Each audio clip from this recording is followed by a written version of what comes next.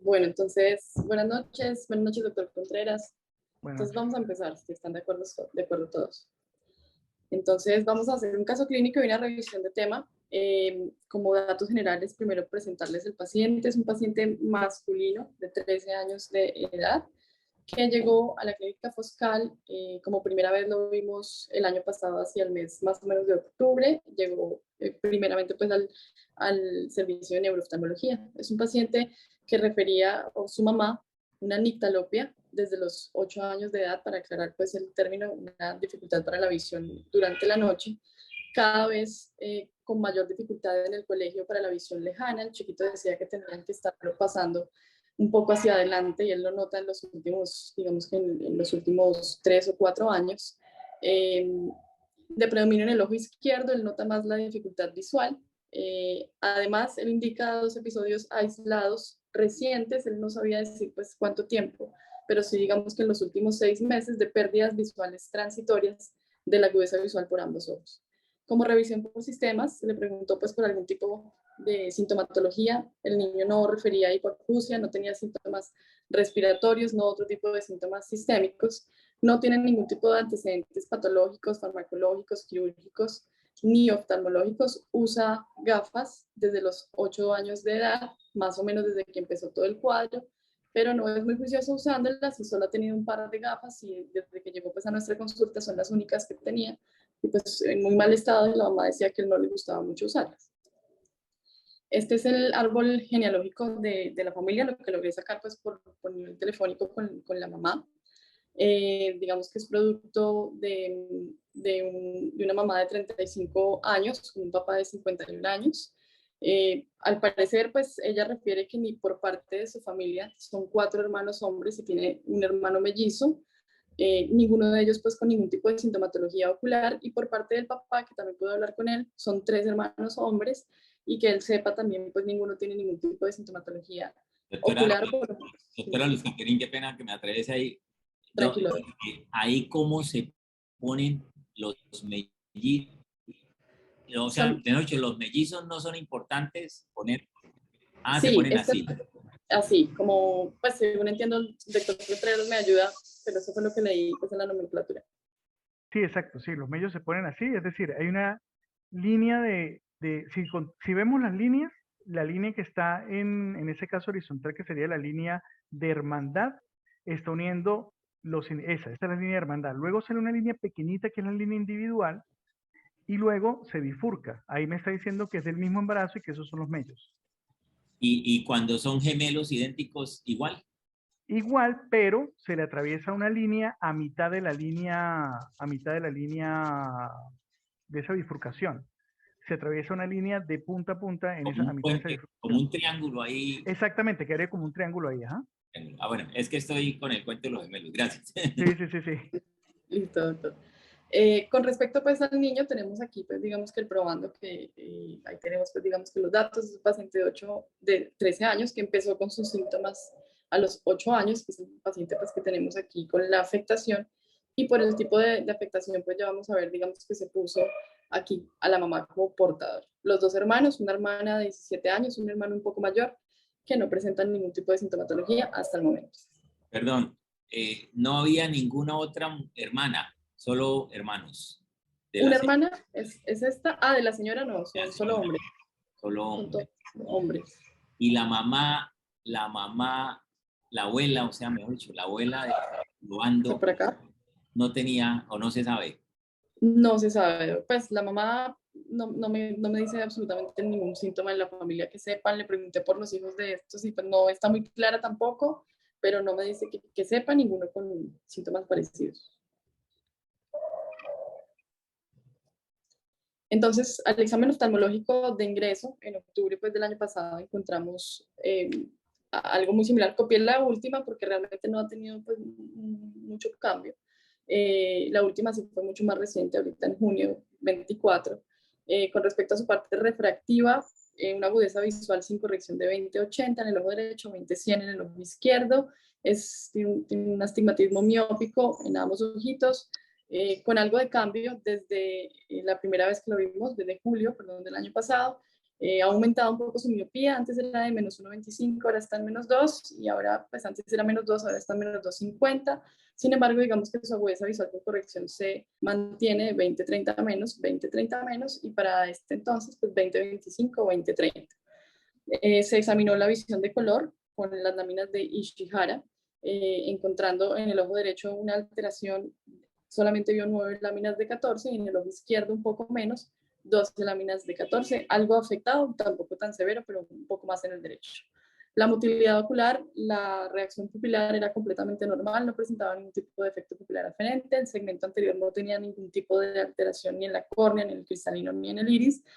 El disco óptico, digamos que era un disco óptico que se describió como rosado, con una excavación pequeña. Con respecto a los vasos peridiscales, se encontró algo de mínimo adelgazamiento arteriolar. No era tampoco muy llamativo, pero sí tenía algo de adelgazamiento. La mácula aparentemente normal, y en la periferia sí encontramos unos cambios pigmentarios con una especie de patrón granular difusos en todos los cuadrantes. Entonces ya vamos a ver aquí unas foticos. Tenemos aquí una foto a color del fondo de ojo del ojo derecho, como les decía, pues un fondo de ojo con un disco que realmente es sano, rosado, con algo sí de adelgazamiento arteriolar, como estamos viendo acá. La mácula, pues digamos que aparentemente es sana, sin embargo sí con unas alteraciones, pues digamos que pigmentarias, como tendiendo a ser medio atróficas, tal vez, digámoslo así, que se salen un poco de la zona macular y se extienden muy similares a la periferia. No tenemos fotos, digamos que, de la parte periférica a color, pero sí tenemos algunas en la geografía que ya vamos a ver. Esto es ojo derecho, pero digamos que su parte de la autofluorescencia, que ya ahorita, para que el doctor Contreras se ubique un poquito, lo va a explicar un poquito. Pero digamos que me devuelvo aquí un poquito para que vean los cambios. Aquí lo que encontramos, pues digamos, son unos, digamos, lesiones hipoautofluorescentes en la periferia que estamos viendo acá. En los cortes, digamos que pues no se alcanza a ver, pero se distribuían hacia la parte periférica en los dos ojos muy similares, y una tendencia a un anillo hiperautofluorescente, digamos que a nivel macular completo, este anillo, digamos que es circulando pues o encerrando una zona un poquito más hipoautofluorescente que pues, se consideraba Luzca, normal. perdón, meto la cucharada, Luzca. Pasa la anterior. Uh-huh. La anterior. ¿El doctor Carlos Mario está en la charla? Sí. Para que él nos describa, porque ahí a uno le da la impresión de que en el área macular sí se ve como de entrada un brillo diferente. Veo al doctor Juan José Moreno. Ah, el doctor Juan José. Hola doctor, ¿cómo está? Buenas noches. Entonces el doctor Juan José, para que nos haga el favor y nos describa ahí el área macular para todos. Sí, claramente se ve un cambio en la coloración retiniana a nivel macular, en el área perifoveal. Uno ve en el área foveal un color más rosadito, normal, y hacia el área perifoveal se ve como una zona, como describía Luzca, como si fuera un fondo más atrófico. Y eso es lo que sí llama la atención y que se correlaciona más o menos con lo de la imagen de la autofluorescencia. Okay. Hola a todos. Hola, ¿cómo están? Sí, sí, como describían básicamente, pues ya como para resumir, como hay una alteración en el contraste, que vemos una región perifoveal hacia anterior, es decir, hacia las arcadas más atrófica, y una parte central menos atrófica, sí hay un brillo, que puede ser que sea un brillo que por contraste sea algo normal, un brillo foveal asociado a la edad normal, o si sea un brillo que por patología se esté presentando, como decía Juan José, a nivel para y perifoveal temporal. Sí, Bueno, esto se consideró, según bien la lectura, como un brillo normal solamente en ese sector, y como dices, pues digamos que asociado a esta zona que al parecer está normal, que es lo único que aparenta bien ahí, ¿no? Lo que les decía del anillo pues hiperautofluorescente, en el ojito izquierdo hallazgos realmente similares, un disco óptico que se denotó como con un poco más tal vez de palidez con respecto al otro, sin embargo sigue siendo un disco rosado de bordes definidos, algo de adelgazamiento también arteriolar, como algo de atenuación de vasos, la misma digamos que hallazgo de una atrofia digamos que de capas externas, seguramente más con tendencia a la periferia. Si tuviésemos, digamos que las fotos, digamos que de campo amplio, pues veríamos que esto se repite, este patrón como granular y como atrófico hacia la periferia. Tenemos aquí lo que se consideró, pues digamos que una zona tal vez de hiperplasia del epitelio pigmentario, y esta misma zona aparentemente sana, conservada en, digamos que en la región para y perifoveal en el otro ojito, con el mismo brillo que también se consideró dentro de límites normales. Tenemos aquí, pues digamos, una fotico un poco descentrada de la autofluorescencia del ojo izquierdo, en donde vemos también unos cambios muy similares. Les saqué esta descentrada para que vieran un poco más estas, digamos que lesiones patrón granular hipoautofluorescente en la parte, digamos, de la periferia media, que se extiende también a la periferia externa. Pues digamos que esta zona de hipoautofluorescencia también secundaria a la alteración del EPR como tan focal. El mismo anillo, que si lo comparamos con el otro ojito es muy similar, hiperautofluorescente, con una, digamos que encerrando esta zona hipoautofluorescente a un normal, pues digamos que de la zona perifoveal. Aquí un poquito hacia abajo, lo mismo, para mostrarles cómo se distribuyen, pues digamos, todas estas lesiones hipoautofluorescentes hacia la periferia que se extienden hacia abajo. Se le tomó, pues digamos que también una tomografía de la mácula, en donde se encontraba, digamos que básicamente una preservación, si me permiten decirlo, de las capas externas de la retina a nivel, pues digamos que parafoveal, pero con una pérdida de las mismas mientras nos vamos alejando un poco más de la zona central. Capas internas se describieron como esencialmente normal. No sé si Juanjo, Carlitos tengan algo más aquí para decir en esta imagen.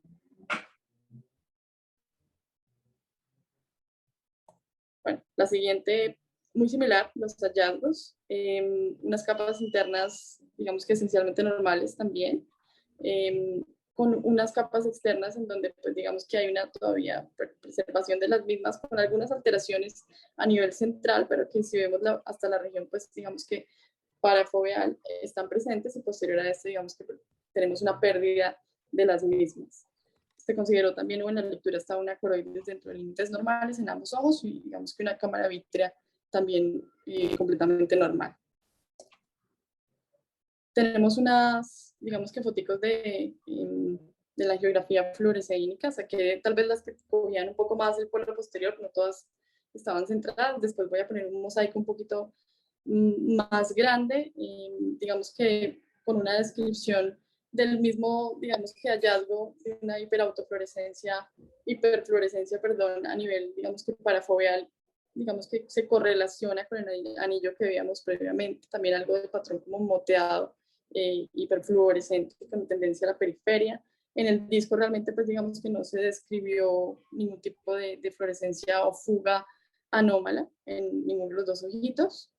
Tenemos aquí un poco más de fotos, un poco más hacia la periferia para que vieran este patrón granular que se está yendo, digamos que hacia la periferia, lo que les refería con estos hallazgos. Un poquito más tardíos, cómo persiste, digamos que este anillo de hiperfluorescencia, digamos que encerrando la zona parafoveal del ojito derecho. Hallazgos muy similares en el ojo izquierdo, sin pues, encontrar ninguna diferencia. Sí se describe aquí, digamos que un poquito de adelgazamiento arteriolar nuevamente en la descripción como tal del examen. Y lo mismo, el mismo patrón con tendencia moteada hacia la parte periférica de ambos ojos, muy similares. Entonces, bueno, se le hizo, para completar, digamos que estudios, se le hizo estudio electrofisiológico a este paciente. Se le hizo un electroretinograma de campo completo. Tenemos aquí en esta columna el ojo derecho, que es lo que está acá, ojo izquierdo, toda la parte escotópica del estudio. Un poquito pues a hablarle aquí al doctor Contreras, tampoco para que nos pierdan los casos que va a ir viendo los miércoles. El estudio electrofisiológico lo utilizamos, digamos que para estudiar la función preferencialmente de las capas externas de la retina e intermedias, pues digamos que a través de estímulos luminosos, y encontramos, digamos que estudiamos a través de electrodos que se colocan tanto en la parte frontal como trasera, digamos que la respuesta en miliamperios o microvoltios, perdón, de cómo llega esa luz, digamos que a la parte occipital.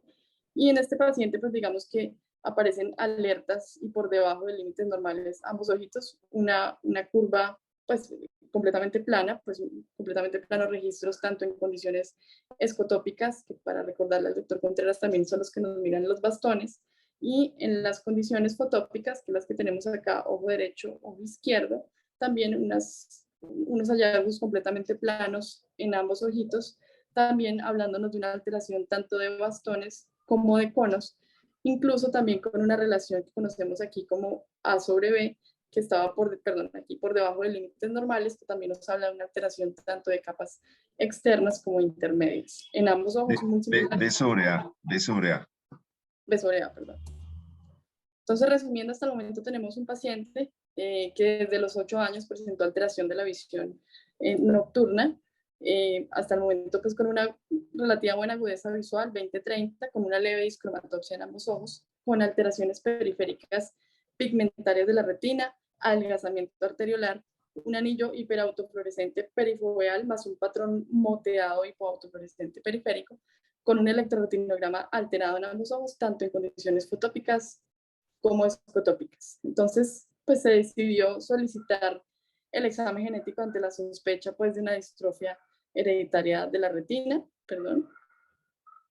y este resultado pues se pidió al laboratorio que sabemos, pues digamos que en cuestión, el laboratorio invitado, y nos reporta un resultado positivo, una variante patogénica.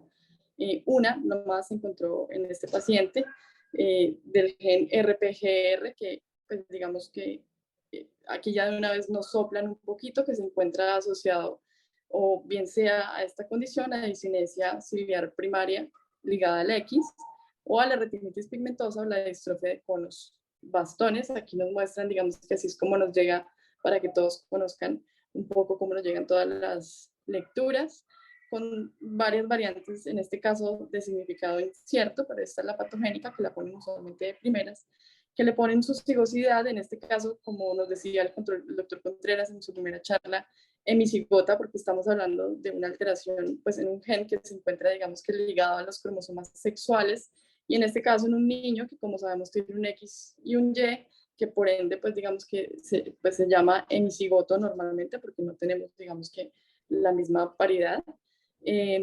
Nos ponen esta variante que ahorita pues al doctor Contreras, pues hablando con él va a ahondar un poco más en el tema, mostrarnos qué hacer cuando nos llega esta información. Entonces no sé, Doc, si quiera hablar aquí o seguimos y al final usted nos cuenta un poquito más del tema. Como ustedes quieran. No sé si quieren que hable aquí de una vez o prefieren seguir y hablo al final. Pero yo, qué pena, pero yo creo que antes de eso, de pronto, cuando uno ve, o sea, ustedes clínicamente, ¿qué sospechaban? Ya ahorita, pues obviamente voy a entrar a la revisión del tema. Clínicamente se sospechaba una distrofia de la retina, seguramente tipo retinosis pigmentaria, con afectación de bastones más que conos, teniendo en cuenta que el paciente tiene una muy buena agudeza, pues una relativa buena agudeza visual, algo de alteración de visión de color, pero no mucha, pero sí una dificultad para ver de noche, que como sabemos, pues digamos que los bastones son ahí los que nos van a ayudar, y teniendo en cuenta también esos hallazgos como granulares, periféricos, algo de adelgazamiento arterial, clínicamente son las características de una retinosis pigmentaria. Listo, listo. Bueno, y digamos, ahorita les presento un poco más la parte clínica. Entonces, yo creo que si quiere sigo, Doc, y al final usted nos cuenta un poquito, ¿le parece? Sí, sí, mejor.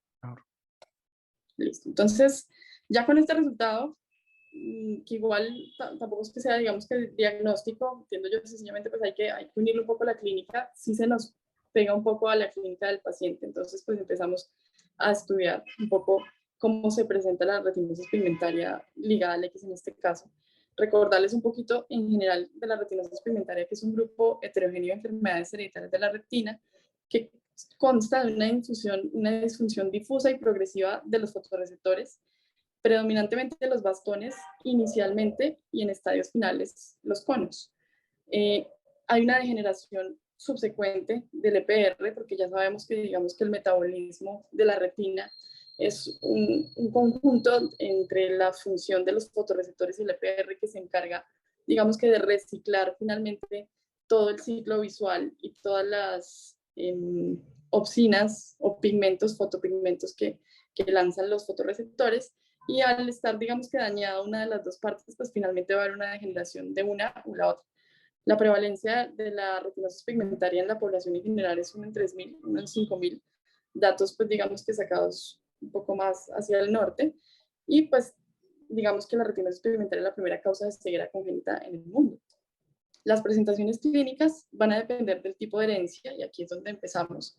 Hay 4 tipos de retinosis pigmentaria dependiendo del tipo de herencia. Una es la esporádica, que también se llama retinosis pigmentaria simple. En datos de Estados Unidos es el 30%. Autosómica dominante un 20, un 25%. Autosómica recesiva 15 a un 25%. Y en este caso, que es digamos que la que nos salió en la parte genética ligada al X, es la que menos, digamos que tiene una prevalencia de ese 15%. Encontré este estudio, pues digamos que en Cuba, un poquito más cercana a nuestra población, que tiene una incidencia de 0.446 por 10.000 habitantes y una prevalencia en hombres de 1 en 15.000 a 1 en 26.000. Entonces ahorita ya vamos a hablar un poquito más como de la parte genética ligada al X, que es la que nos incluye, pues digamos que en este caso, para no alargarnos más en el tema. Entonces, con respecto, pues digamos que ligada al X, pues recordemos, digamos que usualmente cómo se configuran los cromosomas sexuales, tanto en el hombre como en la mujer. En el hombre, pues un XY, y en la mujer, pues digamos que un XX. Digamos que en el suele presentarse pues muchísimo más frecuente el hombre, teniendo en cuenta, pues digamos que la existencia pues solamente de un cromosoma X. Cuando suele presentarse de una manera más grave y precoz, cualquier tipo, digamos, de enfermedad, entiendo, ligada al X, se suele presentar en hombres en edad relativamente temprana, con una edad promedio de 5 años, entre los 0 y los 14. Recordemos que nuestro paciente empezó a presentar síntomas más o menos a los 8 años. En el caso de la retinosis pigmentaria ligada al X específicamente, el principal síntoma que refieren los pacientes a la edad de este chiquito es una ceguera nocturna o una dificultad para ver de noche, una nictalopia. Y más o menos para la 4ª década de la vida, digamos que se tiene que un gran porcentaje de los pacientes, mayor al 50%, son legalmente ciegos. Y eso por el tipo de herencia, como les digo, suele ser de presentación temprana, digamos que más precoz su evolución y muchísimo más severa con respecto a otros tipos de retinosis pigmentaria.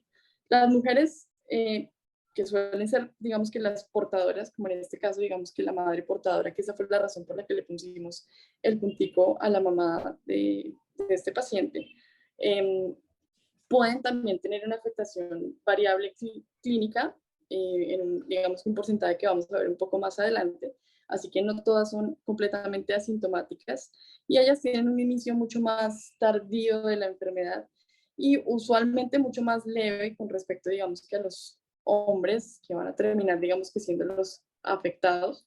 En este caso, digamos que funciona igual que las recesivas, entiendo yo, con una, digamos que un chance en donde solo la mamá es portadora de un 25% de, digamos que del riesgo de ser afectada. Y no sé si aquí el doctor Contreras quiere hablar un poquito más del tema. No, tranquila, porque sí tenemos que aclarar algunas cositas, pero las aclaro al final, no hay problema. Listo. Yo tengo una pregunta aprovechando. Hay preguntas. Ok, sigue. Una duda como en lo del árbol genealógico, que se le puso el punto pensando que era portadora, pero sin tener el estudio genético. O sea, no existe de todas formas una mutación en el cromosoma X de este paciente que pueda ser de nuevo. O sea, que no haya sido heredada y que a partir de él sí se vaya a generar, digamos, una niña portadora. Sí, exacto. Ese era uno de los puntos que quería aclarar ahorita al final. Sí, porque es decir, tiene homocigosidad, ¿cierto? Hemicigosidad realmente. Hemicigosidad. Sí, o sea, si estamos hablando del niño, hablamos de hemicigoto. Si quieres, Luz, ¿puedes poner un momentico el árbol? Un momento para ver una cosa. El árbol, y ya lo aclaramos de una vez. ¿Listo? Entonces, ¿qué es lo que uno puede llegar a asumir en estos casos? ¿Sí? Ustedes ven que ahí tenemos el probando, ¿bien? Y luego tenemos a la mamá a la cual se le ha puesto el punto, pues pensando precisamente que es una condición ligada al cromosoma X, ¿bien? Esa es una de las opciones, ¿sí? Sin embargo, pues el punto se coloca o lo podemos colocar basado en dos cosas. Una, si tenemos manifestaciones clínicas, o la otra si tenemos prueba molecular. Bien, en este caso no tenemos de entrada ni las manifestaciones clínicas ni la prueba molecular. Es preferible de todas maneras dejar hasta el final para poder tener una evaluación, por ejemplo, clínica de la paciente, o sea, que la paciente se le dé una evaluación desde el punto de vista de oftalmología, o sea, que se demuestre que realmente no hay nada, no solamente que nos diga que no tiene sintomatología, sino que tenga un fondo de ojo, que tenga todo su componente clínico para poder decir absolutamente ningún tipo de sintomatología allí. ¿Listo? Y entonces, si definitivamente no tengo nada, pues entonces no le coloco el punto, ¿bien? Pero si no tenemos una evaluación oftalmológica, si no tenemos, no está mal colocarle el punto, es decir, se coloca el punto como un presuntivo de todas maneras a que pudiera llegar a ser ella la portadora. Lo terminamos realmente garantizando cuando tengamos o manifestaciones clínicas que sean similares o tener específicamente la prueba molecular. Nosotros en genética, ¿qué preferimos hacer? Preferimos hacer es dejar el punto cuando ya tenemos la prueba molecular, sobre todo por el tema de asesoría genética, porque yo tengo que asesorar a esa familia y decir cuán de ella, su descendencia, cuál es la posibilidad de transmisión, ¿sí?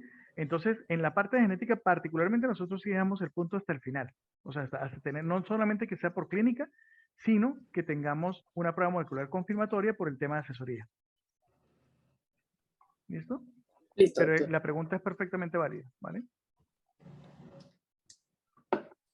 Bueno, entonces, ¿puedo seguir? Doctor Cárdenas, ¿iba a preguntar algo? No, es que me llama la atención, pues, por ignorancia. Refieres hemocigosidad, ¿cierto? Quiere decir que tiene el mismo alelo en ambos loci, o sea que ambos, hay dos copias del mismo gen, tanto en el cromosoma del papá, del niño, como el de la mamá. ¿Eso es? Ah, bueno, Correcto. no. Ahí nos toca otra vez explicar nuevamente en términos de cromosoma X y Y. No sé si prefieren que yo lo explique ya al final, digamos, porque ahí me voy a alargar un poquito, como para no interrumpir la presentación. Ok, Porque es que me ok, voy a alargar un poquito para que quede bien claro lo que es el término hemicigoto y lo que es el término homocigoto y heterocigoto y que nos quede bien claro eso. correcto. Listo, doctor. ¿Listo?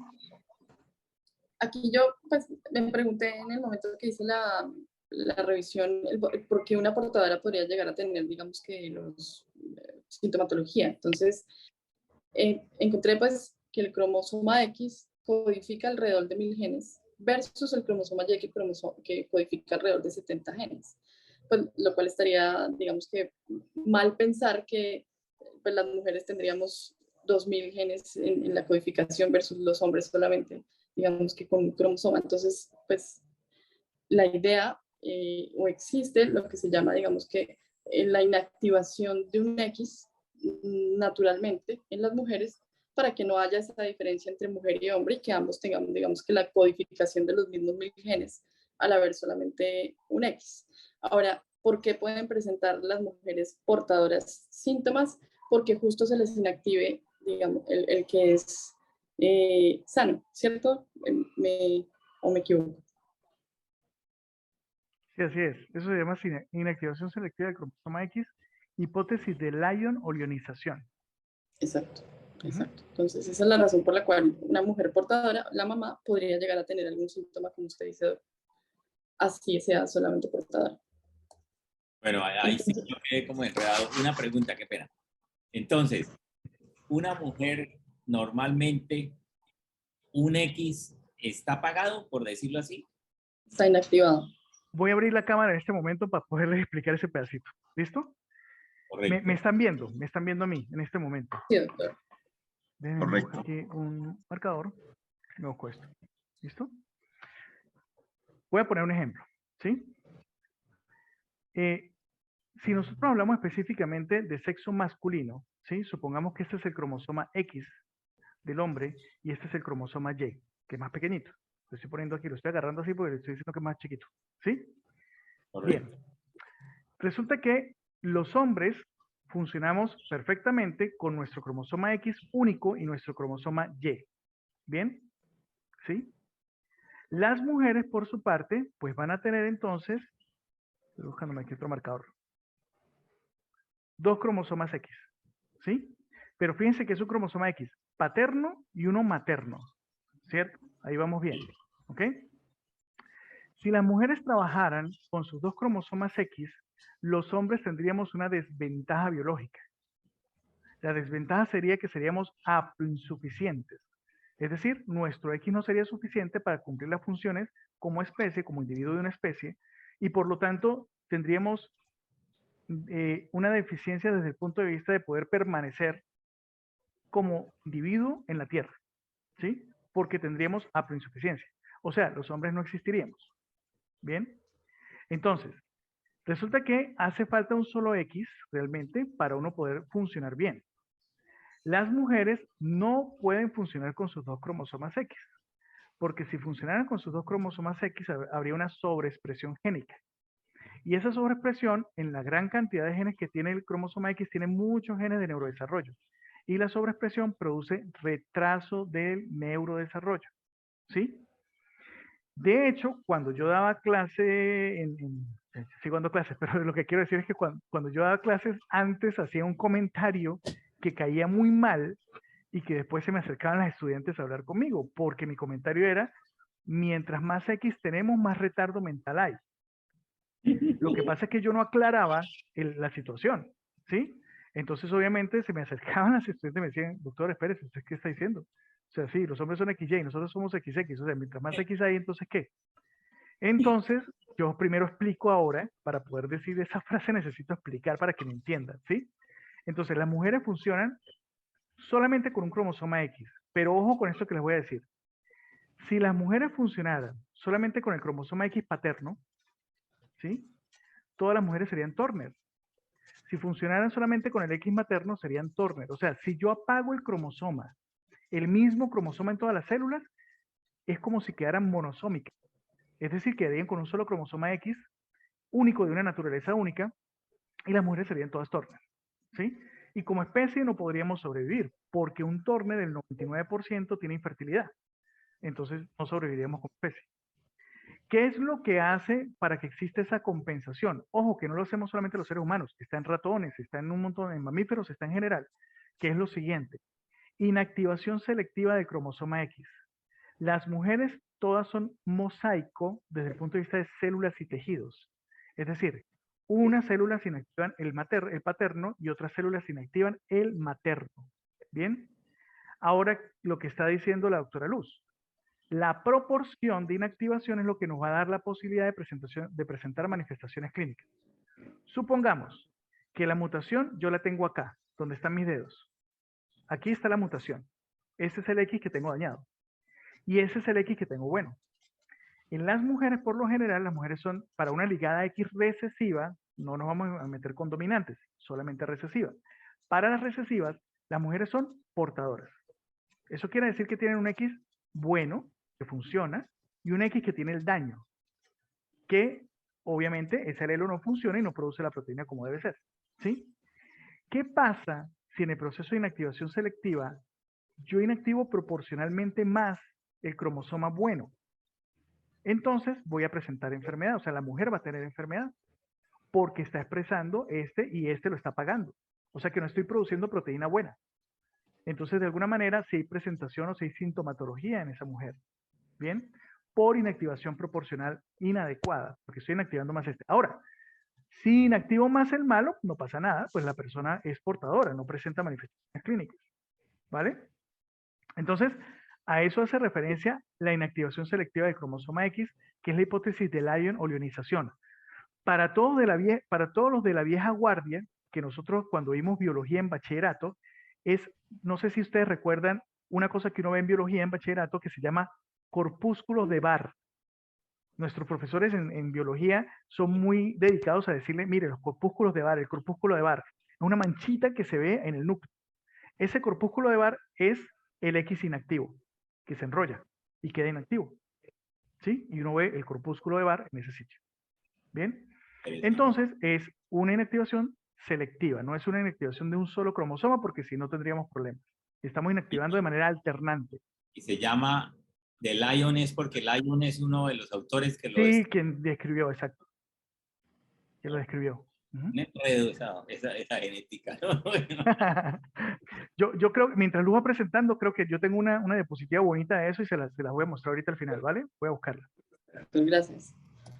Bueno, seguimos. Entonces, con respecto a la retinosis pigmentaria, en el análisis ya de genética molecular se han visto un poco más de 80 genes que pueden generar la retinosis pigmentaria de cualquiera de los tipos. En el caso de la autosómica dominante hay 25 genes específicos, en la autosómica recesiva más 55 genes específicos, pero en la ligada al X hasta el momento, y según pues lo que leía, hay 3 genes específicos, específicamente pues digamos estos que aparecen acá, el RP2, RPGR o RP3 y el OFD1 o RP23. Digamos que los más importantes o los más representativos que se encuentran en pacientes, o por lo menos lo que está en la literatura reportada, son las mutaciones del RP2 y RP3 o RPGR, que recordemos que nuestro paciente es el RPGR o RP3. Hablando del RP2, las mutaciones que se encuentran ahí truncan la formación del producto del gen, son o corresponden solamente al 8 al 10% de pacientes con retinosis pigmentaria ligada al X. Estos pacientes tienen formas clínicas peores de agudeza visual que los que están aquí abajo, que es el caso de nuestro paciente. El producto de este gen funciona como, el que debería funcionar, funciona como una chaperona que se encuentra ubicada o que sirve para la estructura y función de los cilios de los fotorreceptores y nos ayudan con el plegamiento de la beta-tubulina. Digamos que se sabe que las mutaciones de aquí, que son mucho menos frecuentes, son muchísimo peores y los pacientes de base son, digamos que tienen agudezas visuales muy comprometidas. En nuestro paciente, que corresponde a los más frecuentes de los ligados al X70-93%, tienen la mutación en la proteína RPGR, que recordemos que es la de nuestro paciente, que se llama así por las siglas en inglés RP-GTPasa, reguladora de GTPasa, que se encuentra localizada en el cromosoma X en el brazo corto, digamos que en la región 11 de la banda 4, si no estoy mal, doctor, aunque se dice al revés, pero bueno. Sí, se dice al revés, pero o sea, si yo voy a leer eso, sí, que es la localización, sería la subbanda 4 de la banda 1 de la región 1 del brazo corto del cromosoma X. Pero tranquilos, yo creo que la vez pasada les dije que eso déjenoslo a nosotros y ustedes solamente pueden decir, o sea, si quieren digan solamente XP11.4, no hay problema. Perfecto. Este RPGR, este gen, codifica una proteína que compromete, o que se sabe, 19 exones, como están aquí representados en esta figurita, pero hay 20 isoformas, que era lo que también nos hablaba el doctor. Para eso existen, digamos que el splicing alternativo de cómo se representa, digamos que este gen, que recordemos que el splicing alternativo es básicamente el corte de los intrones en diferentes partes para que se generen las diversas isoformas de cada proteína. Entonces hay 20 isoformas del RPGR. La más frecuente es esta que está aquí, digamos que representada, que se llama RPGR ORF 1415. ORF es esta zona que significa Open Reading Frame, eso es lo que significa ORF, y que según entendí, usted me corrige, digamos que son secciones ricas en cierta cantidad de purinas en este caso, que digamos que ayudan a la codificación de la proteína en especial. Hay varias regiones ORF repetidas en cierta codificación de varios genes, pero en especial digamos que esta es la que más, o la isoforma más repetida del gen RPGR y en la que usualmente se encuentran las mutaciones que encontramos en estos pacientes con retinosis pigmentaria ligada al X.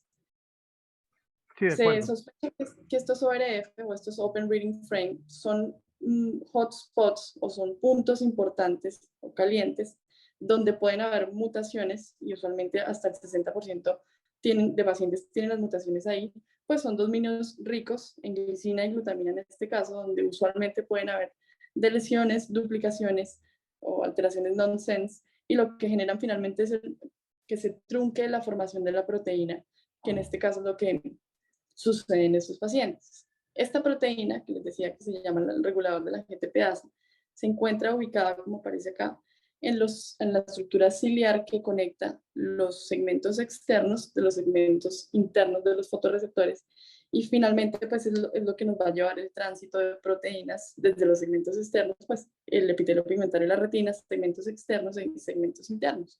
Y digamos que ahí está su funcionamiento y su alteración es lo que finalmente nos va a llevar a una alteración en los bastones inicialmente y los conos, digamos que finalmente. Entonces, como les decía, hay múltiples variantes del gen RPGR, por ende hay diversos patrones de enfermedad. La mayoría de pacientes con retinosis pigmentaria ligada al X tienen inicialmente una distrofia bastones-conos, es decir, que se afectaron primero los bastones y en menor medida los conos, o digamos que secuencialmente, hasta el 70% de los pacientes, como nuestro paciente.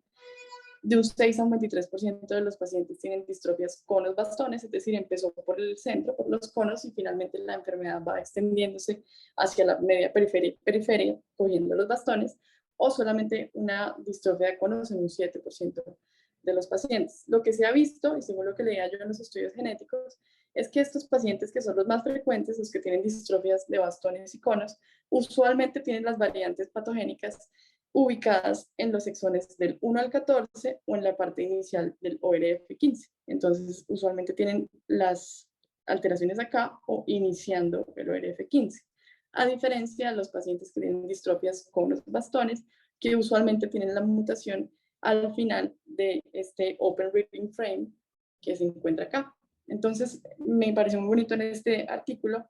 Entiendo que este es, digamos que todo el gen RPGR, con sus exones del 1 al 14 y llegando, digamos que esta zona que es el Open Reading Frame, en donde nos ponen todos los pacientes que tienen el fenotipo de conos, bastones conos, que es lo más frecuente, como les decía.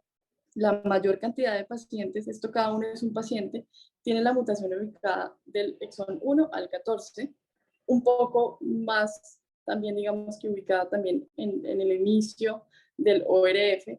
Y miremos que los pacientes que tienen una afectación, un fenotipo solamente de afectación de conos o conos bastones, que es la menos frecuente, ya empiezan a tener sus mutaciones a partir de la parte final del ORF hacia arriba, realmente solamente a partir del ORF, porque más allá, o los exones 16, 17, 18 y 19, hasta el momento de la literatura no se ha reportado ningún tipo de mutación. Se los puse aquí un poquito más grande, me pareció muy bonito como ellos ponían la foto de cada paciente, en dónde está ubicado cada una de sus mutaciones, dependiendo, pues, digamos que del fenotipo que tenemos en cada paciente. Los síntomas, como les decía, lo principal que se quejan los pacientes es nictalopia, pérdida visual periférica. La disminución de la visión en los niños es de 4 al 5% por año. Tienen una tasa mayor de adelgazamiento foveal y en capas nucleares externas con respecto a los otros tipos de retinosis pigmentaria. Como en nuestro paciente, la miopía suele acompañar el cuadro, y lo que se ha visto también es que pacientes miopes mayores de -6, pues mayores, es decir, mayor miopía, tienen una tasa de pérdida visual más rápida de 7.9% al año, versus los que son un poco menos miopes, tienen una pérdida visual de 3.1% al año. Este paciente tenía una miopía de 2.5. El RPGR, como nos explicaba el doctor Contreras también en sus charlas, no solamente el RPGR, sino que está expresado en múltiples tejidos. Por eso, algunos pacientes, un escaso porcentaje menor al 10%, pueden presentar, además de la retinosis pigmentaria, síntomas sistémicos. Este gen RPGR o esta proteína, como les decía, se expresa en los cilios, también puede generar ciliopatías a nivel de la parte auditiva externa, la vía respiratoria o los pulmones. Este paciente no tenía ningún síntoma de hipoacusia, no tenía ningún síntoma respiratorio y tampoco pulmonar. Dentro de los hallazgos clínicos, normalmente, aquí para responderle un poquito al doctor Tello, vamos a encontrar las retinosis pigmentarias ligadas al X o las retinosis pigmentarias no ligadas al X, espículas óseas o cambios pigmentarios periféricos. En este caso no se veían tan espículas, se veía más cambio granular. Las espículas óseas corresponden a células del EPR que se están separando de la membrana de Bruch, migran hacia arriba a los espacios perivasculares y toman, digamos que esa forma perivascular, y por eso se ven como espículas, y finalmente pues son depósitos de melanina. Palidez del nervio óptico es otra de las características de la tríada de la retinosis pigmentaria, y es una palidez seria formada por células gliales que están aquí, digamos, a nivel prediscal. Hay un adelgazamiento arteriolar, como lo tenía nuestro paciente, y o una atrofia macular temprana, dependiendo de la retinosis pigmentaria que estemos hablando.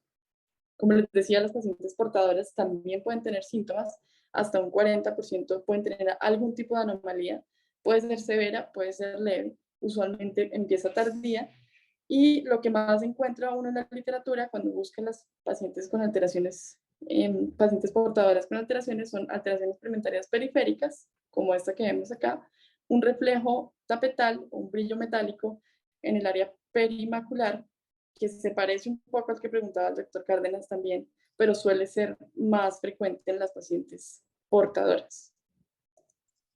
En esta paciente hubiera sido interesante dos cosas. Una, pedirle un campo visual al muchacho que nos colaboraría para tenerlo de referencia y hacerle un electroretinograma a la mamá multifocal y de campo completo para Sí, tenerlo también. todo eso se pidió, de hecho llamé a la mamá en estos días, pero perdieron la EPS porque el señor se quedó sin plata, entonces están con Sisben y perdieron todo el camino que llevaban. Entonces tienen que volver a empezar con médico general.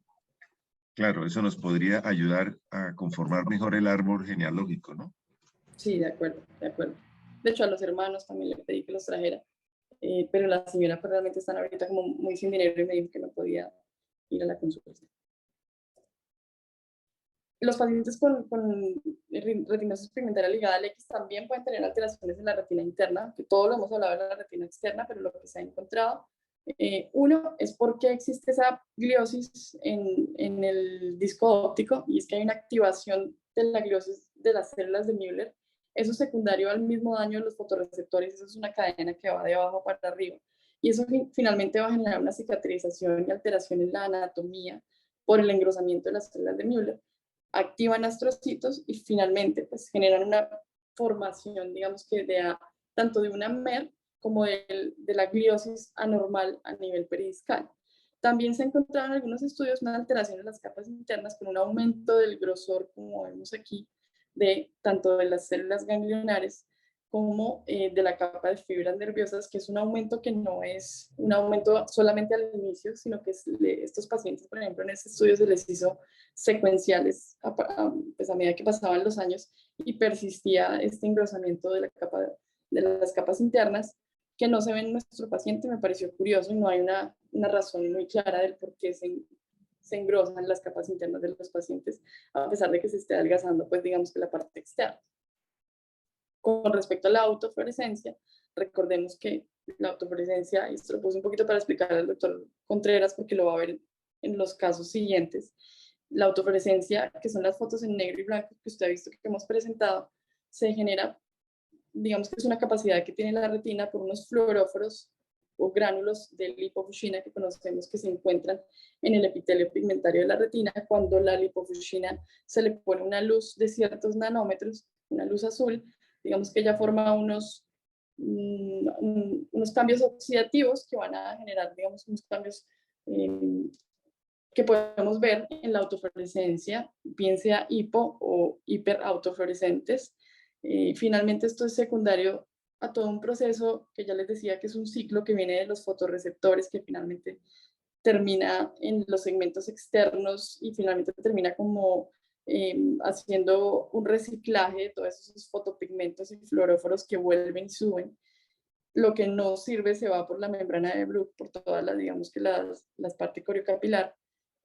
Pero digamos que todos estos pigmentos que están aquí, tanto en el EPR como en los segmentos externos, son los que finalmente al colocar la estimulación con luz son los que nos dan todas las alteraciones que veíamos en la autofluorescencia. Y recordemos que la fobia suele ser hipoautofluorescente porque tenemos aquí un pigmento amarillento, que es la luteína y la zeaxantina, que nos bloquean un poco este efecto de la lipofuscina. Pero en estos casos de pacientes con retinosis pigmentaria, característicamente este hallazgo del anillo que veíamos también en nuestro paciente es un incremento de señal parafoveal que nos va a marcar el límite entre los fotorreceptores que están funcionantes, que en teoría en este caso son los que están encerrados dentro del anillo versus los no funcionantes que se encuentran en la parte externa o hacia la periferia. Entonces, esto nos marca un límite de cómo va la enfermedad. De hecho, es importante hacerle un seguimiento a este anillo porque se correlaciona, como vemos acá, con el campo visual, como decía el doctor Cárdenas. Entonces es importante hacerlo. Este paciente tiene un anillo mucho más amplio, tiene una isla de visión central mucho más amplia, va pasando el tiempo y va quedándose un poco más corto y finalmente con un anillo mucho más pequeño se correlaciona con el campo visual. Para recordarles a nuestro paciente el anillo que teníamos en ambos ojitos, un anillo mucho más pequeño.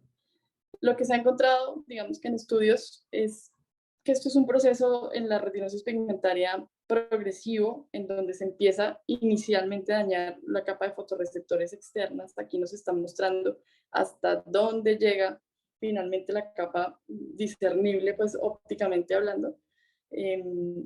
Lo que se sabe, primero se dañan los fotorreceptores o los segmentos externos, finalmente seguido de una alteración de adelgazamiento también de la capa nuclear externa. Se pierde un poco la elipsoides inicialmente y después la capa nuclear externa, si seguimos el corte, también se pierde finalmente. Aquí tenemos el de nuestro paciente, encontrando aquí, digamos que el punto parafoveal hasta donde dejamos de ver la capa externa, también incluso donde perdemos la línea elipsoides.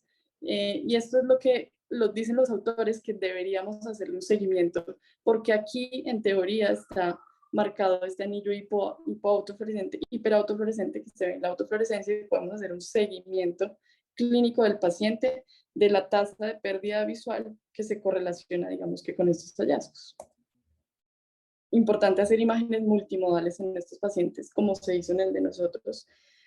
Ojalá pues con campo completo para poder hacer seguimiento de las lesiones pigmentarias y OCTs para pues tomar esta zona, como les decía, de atrofia de las capas externas e irla siguiendo en el tiempo para ver cómo va la progresión. Lo mismo, un cuadro muy similar al de nuestro paciente con la parte hiperautofluorescente, aquí con las alteraciones hipoautofluorescentes periféricas. Y encontré este artículo que me pareció muy curioso, una cohorte inmensa, 3.000 pacientes adultos, 412 pediátricos, en donde cogieron todas las retinosis pigmentarias que les llegaron, de las ligadas al X, pues mucho más frecuente en niños. Como ya veíamos, la presentación es mucho más precoz en la infancia, un 20% versus un 13%, que era lo que yo les había dicho previamente. En los adultos, el gen que más se encontró alterado fue el RPGR, seguido el RC1 y CHM, y en los niños se varió un poquito esa prevalencia, encontrando el RPGR igual dentro de los 3 más prevalentes, pero también entraba el CNAF1 y el RC1 como dentro de los más frecuentes. En nuestro caso, digamos que está dentro del tercer grupo. Aquí lo que querían, digamos que demostrar o decirnos es que la longitud de transcritos para cada gen, en este caso el RPGR, que son grandes, o bueno, estos son todos los genes que generan la retinosis pigmentaria, en este caso. Aquí están los más prevalentes en la parte pediátrica y en la parte adulta. Los que están aquí en la punta tienen mayor cantidad de transcritos como gen, por ende son más difíciles de empaquetar para hacer una terapia génica. Entonces, por eso no ha sido tampoco tan sencillo hacer una terapia génica, teniendo en cuenta que solamente son 3 genes los que están afectados. Uno diría, bueno, pues si son estos 3, pues la terapia génica es realmente dirigida, es más fácil. No es tan fácil porque digamos que el tamaño de transcritos de estos genes es relativamente grande y con otras razones que ya vamos a ver un poquito más adelante. Este estudio fue hecho con esta Retinal Information Network, que me pareció interesante y la dejé aquí como para después buscarla. Se hace en Texas, en donde todos los pacientes con enfermedades hereditarias de la retina se pueden ingresar con todas sus variantes y con todas sus mutaciones, básicamente algo similar a lo que estamos haciendo, pero a una escala inmensa. Recordarles pues que la terapia génica nos sirve para el diagnóstico molecular preciso, para buscar las proteínas anómalas y su funcionamiento e introducir una secuencia génica para mejorar esto aquí, pues a términos generales de todas las enfermedades hereditarias de la retina, cómo podemos tratarlas, todas las mutaciones que hay aquí en la retinosis pigmentaria, más o menos los ciento y pico genes que están descritos para todos los tipos de retinosis pigmentaria. Recordar que hay varias estrategias actuales dentro de lo que hay para nuestro paciente. Encontré en la literatura solamente las que están desarrollándose con vectores virales, pero recordarles que hay otros tipos de terapias génicas como la edición genética, que básicamente es coger unas tijeras moleculares en donde se rompe, digamos que el genoma, y se puede incluso hacer una estrategia dual haciendo una ablación y reemplazándolo, metiendo vectores virales con un gen terapéutico para que reemplace el gen que está malo, que de hecho es algo que está siendo bastante novedoso y bastante efectivo. Otro tipo de terapia que es la terapia optogénica, en donde utilizando una proteína de un alga, que es esta que está acá, Channel Rhodopsin 2, se estimula, se ingresa, pues digamos que a la zona, en este caso la retina, se está usando en distrofias con pérdida total de fotorreceptores, se mete y se estimula con una luz. Al estimular una luz, esto es un canal, abre el canal, aumenta el ingreso de sodio, y eso estimula las células ganglionares que todavía quedan, porque recordemos que la retinosis pigmentaria coge solamente las capas externas y las atrofia. Entonces aquí lo que hacemos es, por medio de este canal, generar más iones que entran a las células ganglionares y activar un poco estas células ganglionares que todavía tienen los pacientes con una atrofia muy severa. Las más usadas en todo tipo de distrofias hereditarias y en estos pacientes de la retinosis pigmentaria ligada al X son las que les decía, las que están, las de primeras, las que se usan vectores virales. En este caso, adenovirus es la más frecuente, y depende de la cantidad de transcrito, qué tan grande sea el gen que queramos meter a las células. Utilizamos adenovirus o lentivirus, y eso dependiendo de la capacidad. El adenovirus logra cargar genes de 4.5 a 5 kilobases versus el lentivirus, que logra cargar genes mucho más grandes de 18 kilobases, que se están usando usualmente en pacientes con este tipo de enfermedades, la Stargardt y síndrome de Usher tipo 1B. Para nuestro paciente, el RPGR tiene un tamaño de 3.459, digamos que bases, todavía entra dentro de los adenovirus, por eso van a ver que los estudios que hay, todos son con adenovirus. Se inició el estudio de la retinosis pigmentaria ligada al X en perritos, en donde se encontró pues, perritos que tenían de lesiones del mismo gen que les hablaba, del ORF15, del RPGR, pues este tipo de isoforma. Se les colocaba un transcrito en una adenovirus con una inyección subretinal y encontraron una mejoría, digamos que estadísticamente significativa para los perritos que tenían retinosis pigmentaria ligada al X, con una mejoría, digamos que notable, si se le colocaba o no el transcrito, tanto en recuperación de conos como de bastones. Así empezó, digamos que toda esta terapia, tanto en perros como en conejos, se encontró, digamos que era segura, y por eso se pasó, digamos que a humanos, en donde ya llevamos, hasta el momento hay 3 estudios en curso que también los vamos a ver. Aquí nos mostraban pues una fotico que me pareció muy diciente, cómo empezamos en la capa externa antes del tratamiento y posterior al tratamiento, cómo nacen todos estos, o esta regeneración de los segmentos externos e internos de los fotorreceptores en los perros. Entonces se consideró que era un tratamiento efectivo en la preservación de la estructura y la función de los fotorreceptores. Después se hizo otra vez en perros, se hizo también en ratones, y pasamos a los estudios en curso en humanos, después de pasar de la fase 1 a la fase 2. Tenemos que fue el primer estudio que se hizo en 2017, que ya tenemos los primeros resultados publicados a 6 meses después de usar este vector adenovírico AB8 con el gen RPGR. Se le colocó una inyección subretinal a 18 pacientes que tenían el diagnóstico de retinosis pigmentaria ligada al X molecularmente descrito.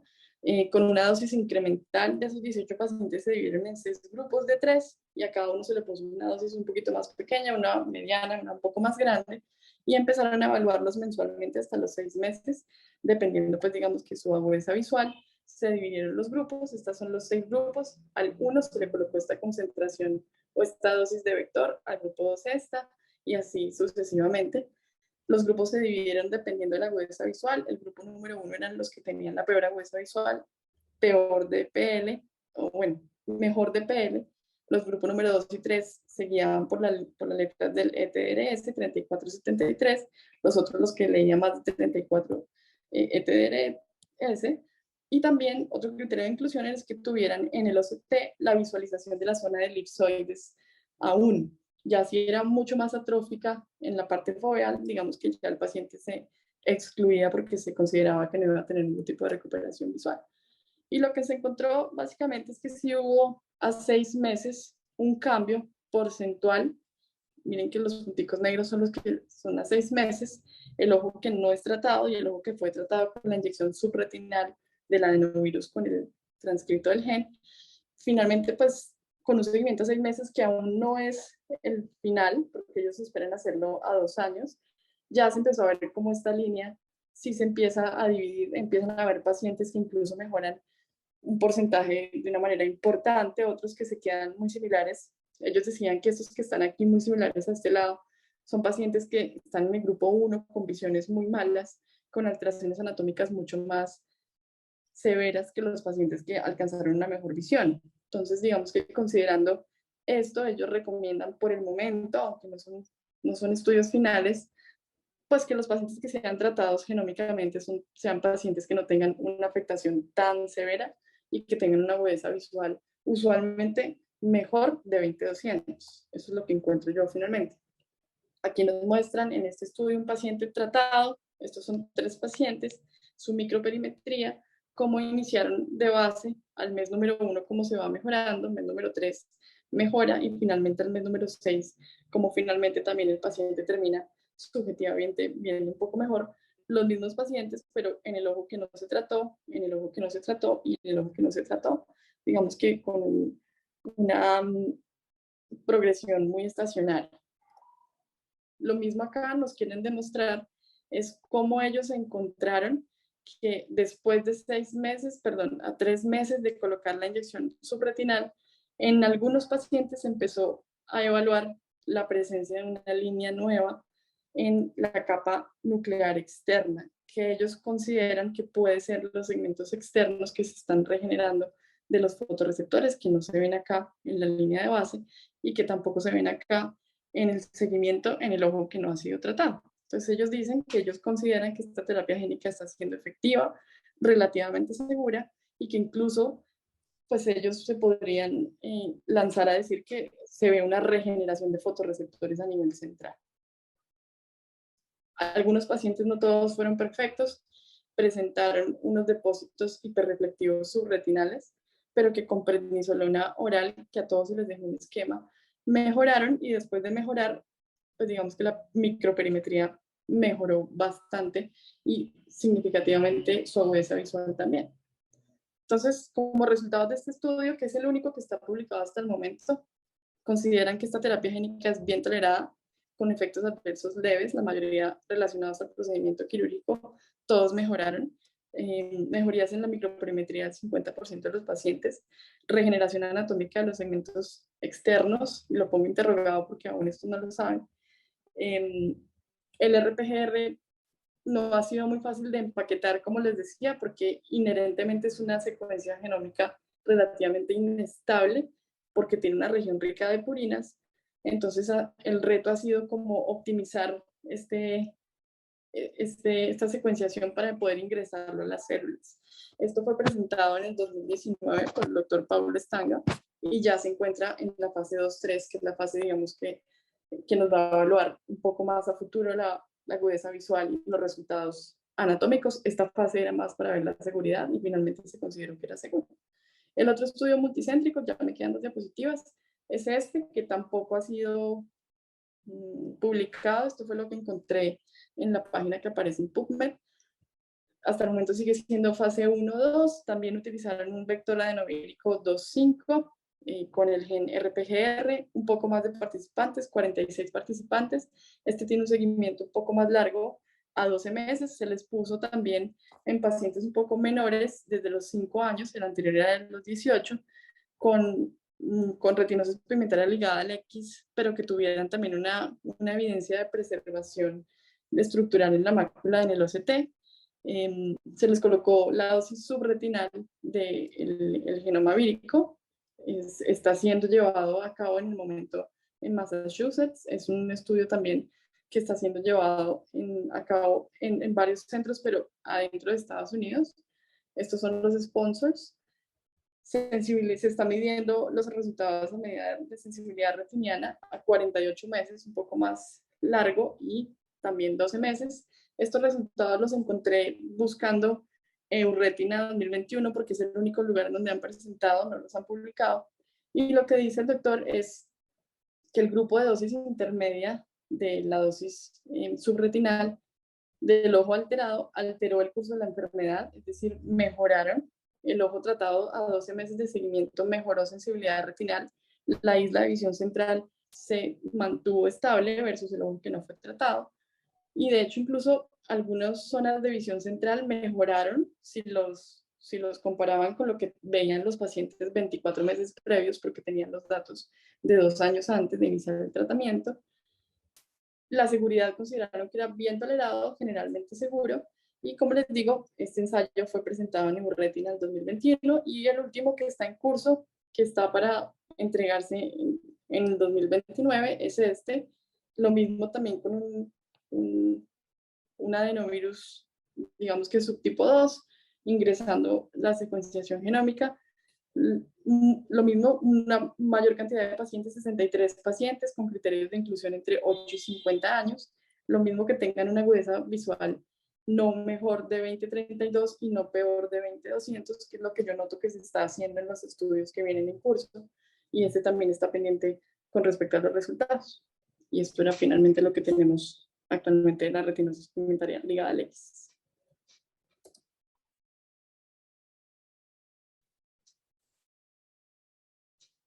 Muchas gracias, Luz Catherine.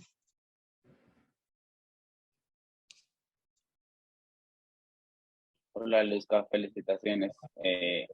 Este es un ejemplo de cómo fenotípicamente podemos hablar de retinosis pigmentaria, pero cada vez somos más conscientes de que nos quedamos cortos llamando a estas distrofias como retinosis pigmentaria y sabemos ya, es claro que tenemos que hacer un diagnóstico genotípico para mirar si podemos llegar a estos tratamientos que se están estudiando. Felicitaciones. Gracias. Gracias, Luzki. Doctor Contreras, no sé si quiere entonces comentar lo que nos iba a decir. Y bueno, muchas gracias, Luz. De verdad, muy buena presentación.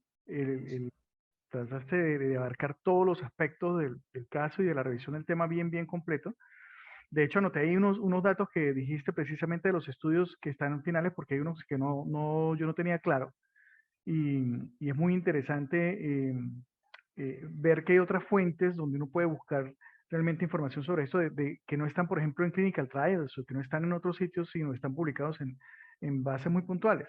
Entonces es muy interesante mirar esa parte.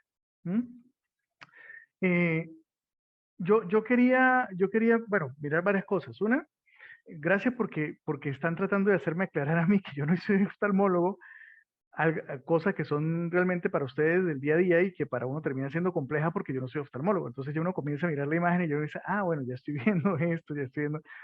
Yo he tratado de entender esas imágenes de OCT desde hace rato, o sea, y busco tutoriales y un montón de cosas para tratar de entender y no, no es fácil, ¿sí? No, pero muchas gracias porque creo que acá es donde uno va realmente haciendo ese proceso interdisciplinario, o sea, vamos aprendiendo de ambas áreas y eso funciona bastante porque al final es para el paciente, ¿sí? Entonces eso es muy interesante. Yo quería mostrar acá de las dudas que salieron. Yo puedo compartir, ¿verdad? Pantalla. Sí. Puedo compartir. Ah, sí, ya, puedo compartir. Voy a mostrarles primero para aclarar el tema del X y el Y, para que quede claro de una vez esta cosa del X y Y, porque a veces no es fácil entenderlo, pero vamos a aclararlo, ¿bien? ¿Dónde está acá Ahí está. Vamos con una pluma mejor. Ok. Entonces, fíjense una cosa. Acá tenemos el cromosoma X y el cromosoma Y tal como lo conocemos hoy en día. ¿Qué sabemos nosotros de esto? Sabemos que evolutivamente hablando, realmente estos cromosomas eran unos autosomas. Los autosomas, ¿qué son? Los autosomas son del cromosoma 1 al cromosoma 22. ¿Sí? Entonces, que tiene una conformación dada por una posición centromérica, un brazo corto, un brazo largo, ¿bien? Y tienen pues una cantidad de secuencias que terminan correspondiendo a los genes específicos, etc. Entonces, nuestros cromosomas sexuales terminaron siendo realmente autosomas provenientes de autosomas ancestrales.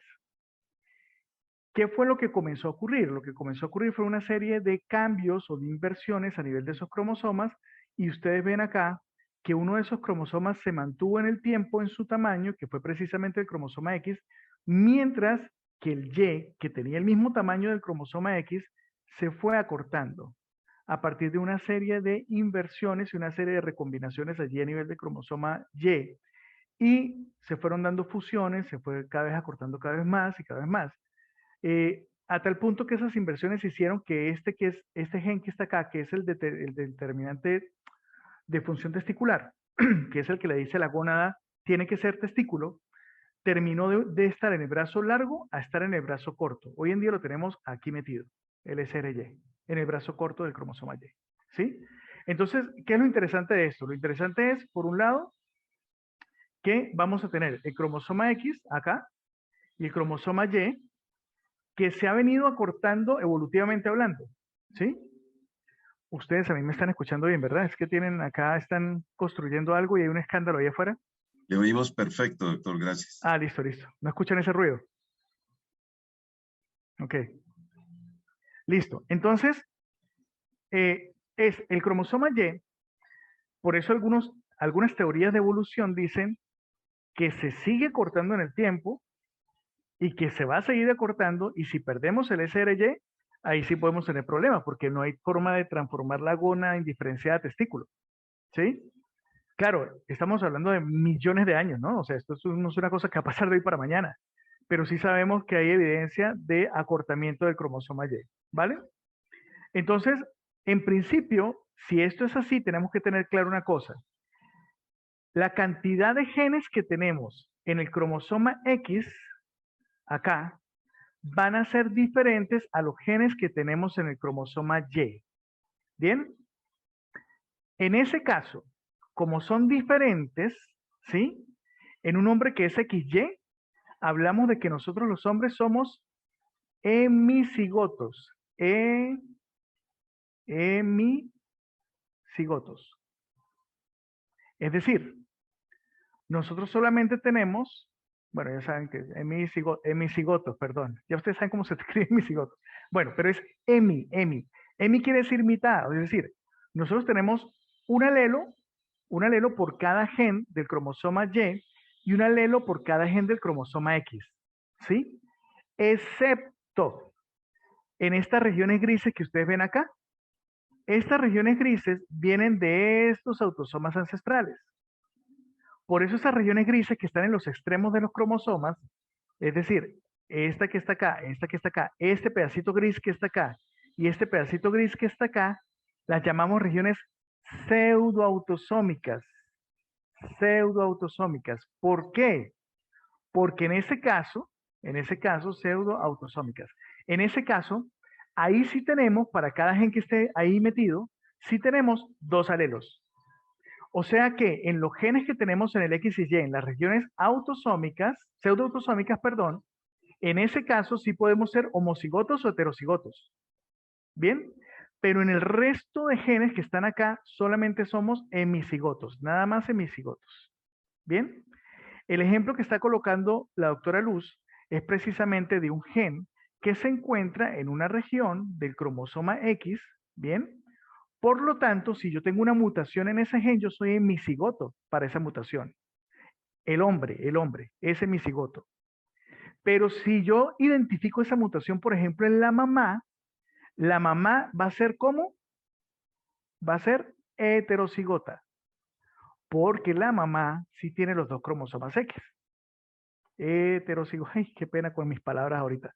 Heterocigotas. ¿Sí? ¿Sí se entiende lo que es hemicigoto, heterocigoto y homocigoto? Sí. ¿Sí queda entendido eso? ¿Sí?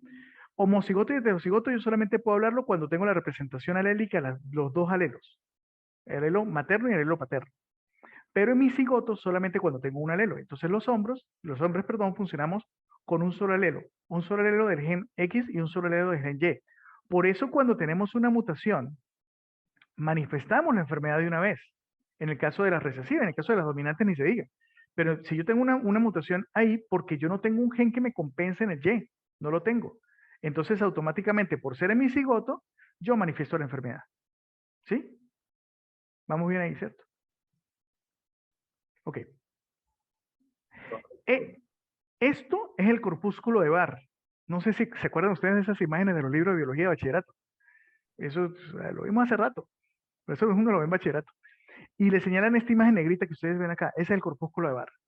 Eso está desde 1963. Así que todas las personas que hayan visto bachillerato de 1963 para acá han visto esa cosa, esa imagen. ¿Qué es esto? El corpúsculo de Barr. ¿Sí? Y Lyon es Mary Lyon. Mary Lyon es una genetista inglesa que describió específicamente cómo era el proceso. Entonces, les cuento con esta imagen para que se entienda un poquito mejor. Aquí tenemos el humano, aquí tenemos el conejo, aquí tenemos el ratón, ¿sí? Entonces, fíjense lo que va a ocurrir acá. Si yo veo esta imagen, yo lo que estoy viendo es que en un principio, tanto el cromosoma X paterno como el materno van a estar activos. Fíjense, en periodo de mórula. En mórula, ambos están activos. La A minúscula significa que está activo. Qué pena que se me atravesó ahí eso. Bueno, acá, en etapa de blastocisto, siguen activos los dos. ¿Sí? En blastocisto tardío, siguen activos los dos. Pero ya cuando viene el proceso de formación de la lámina bilaminar, el epiblasto y el hipoblasto, ahí es donde ocurre la inactivación. Entonces se inactiva un cromosoma. Puede ser que se inactive el paterno o puede ser que se inactive el materno, pero de forma alternante.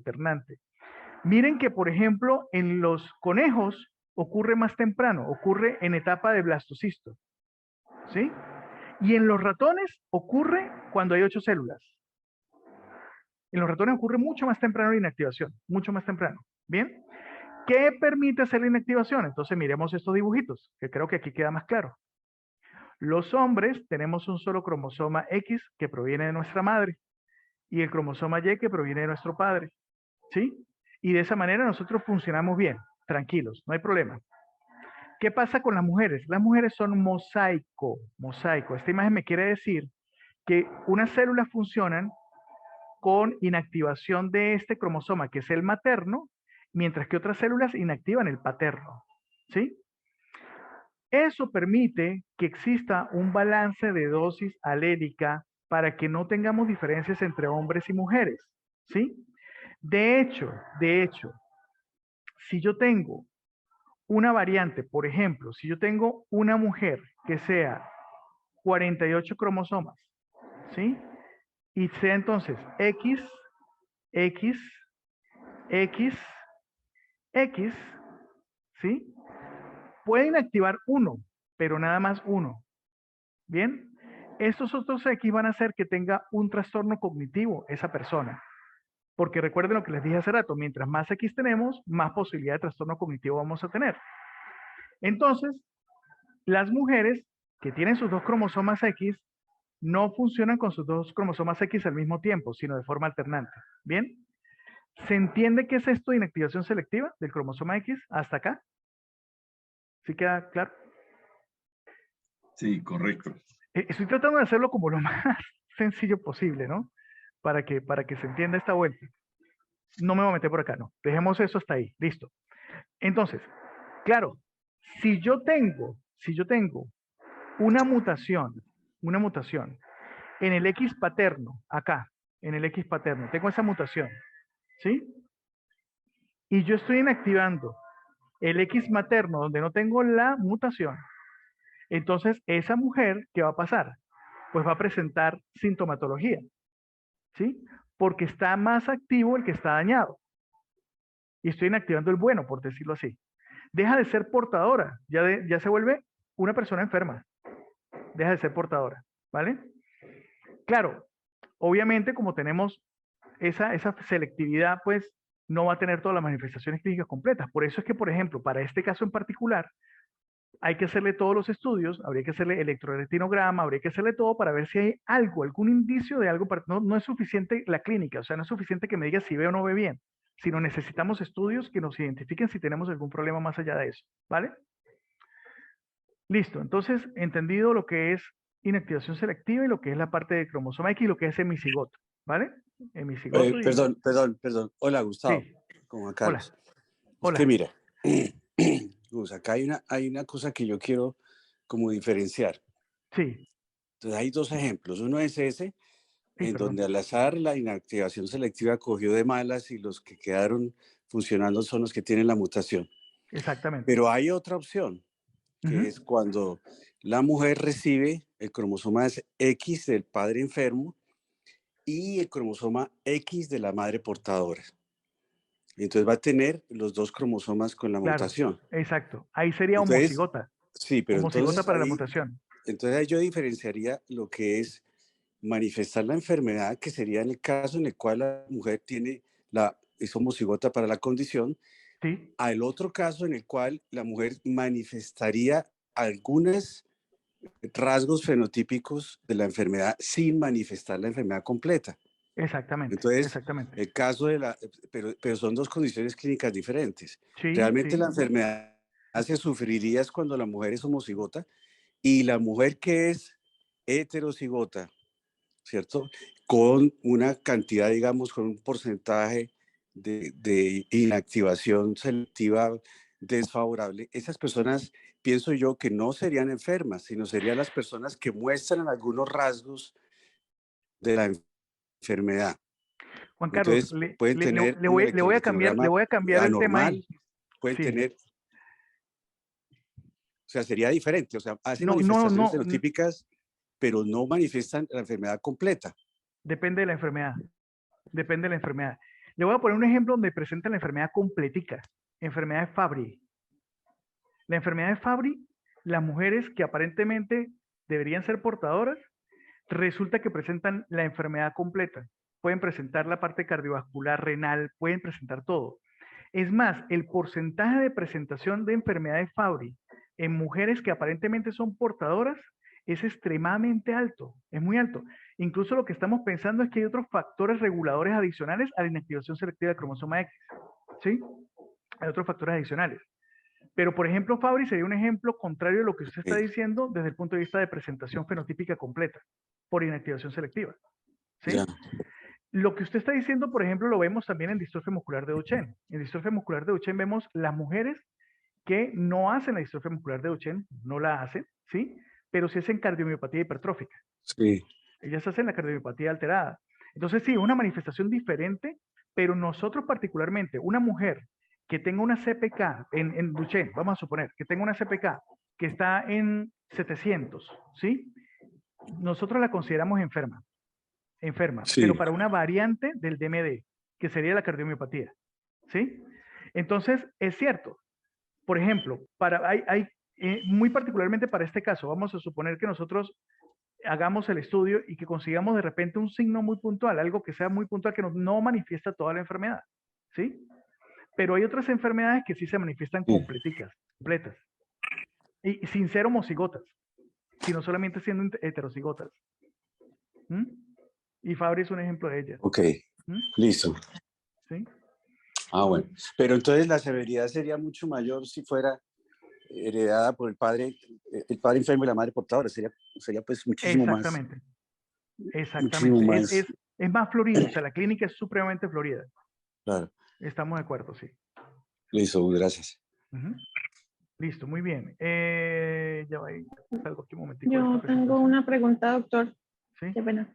Sí. Entonces, pensando en eso del mosaicismo en cuanto a la inactivación selectiva, entonces los estudios que se hacen, digamos, normalmente en sangre, que sacamos el ADN de los leucocitos y tal, no nos darían realmente el resultado de la mamá.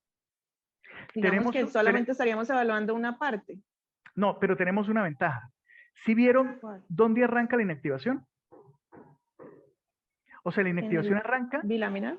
En bilaminar. O sea, arranca tan temprano que la podemos conseguir en todas las células del cuerpo. Porque arranca muy temprano en el periodo embrionario. ¿Sí?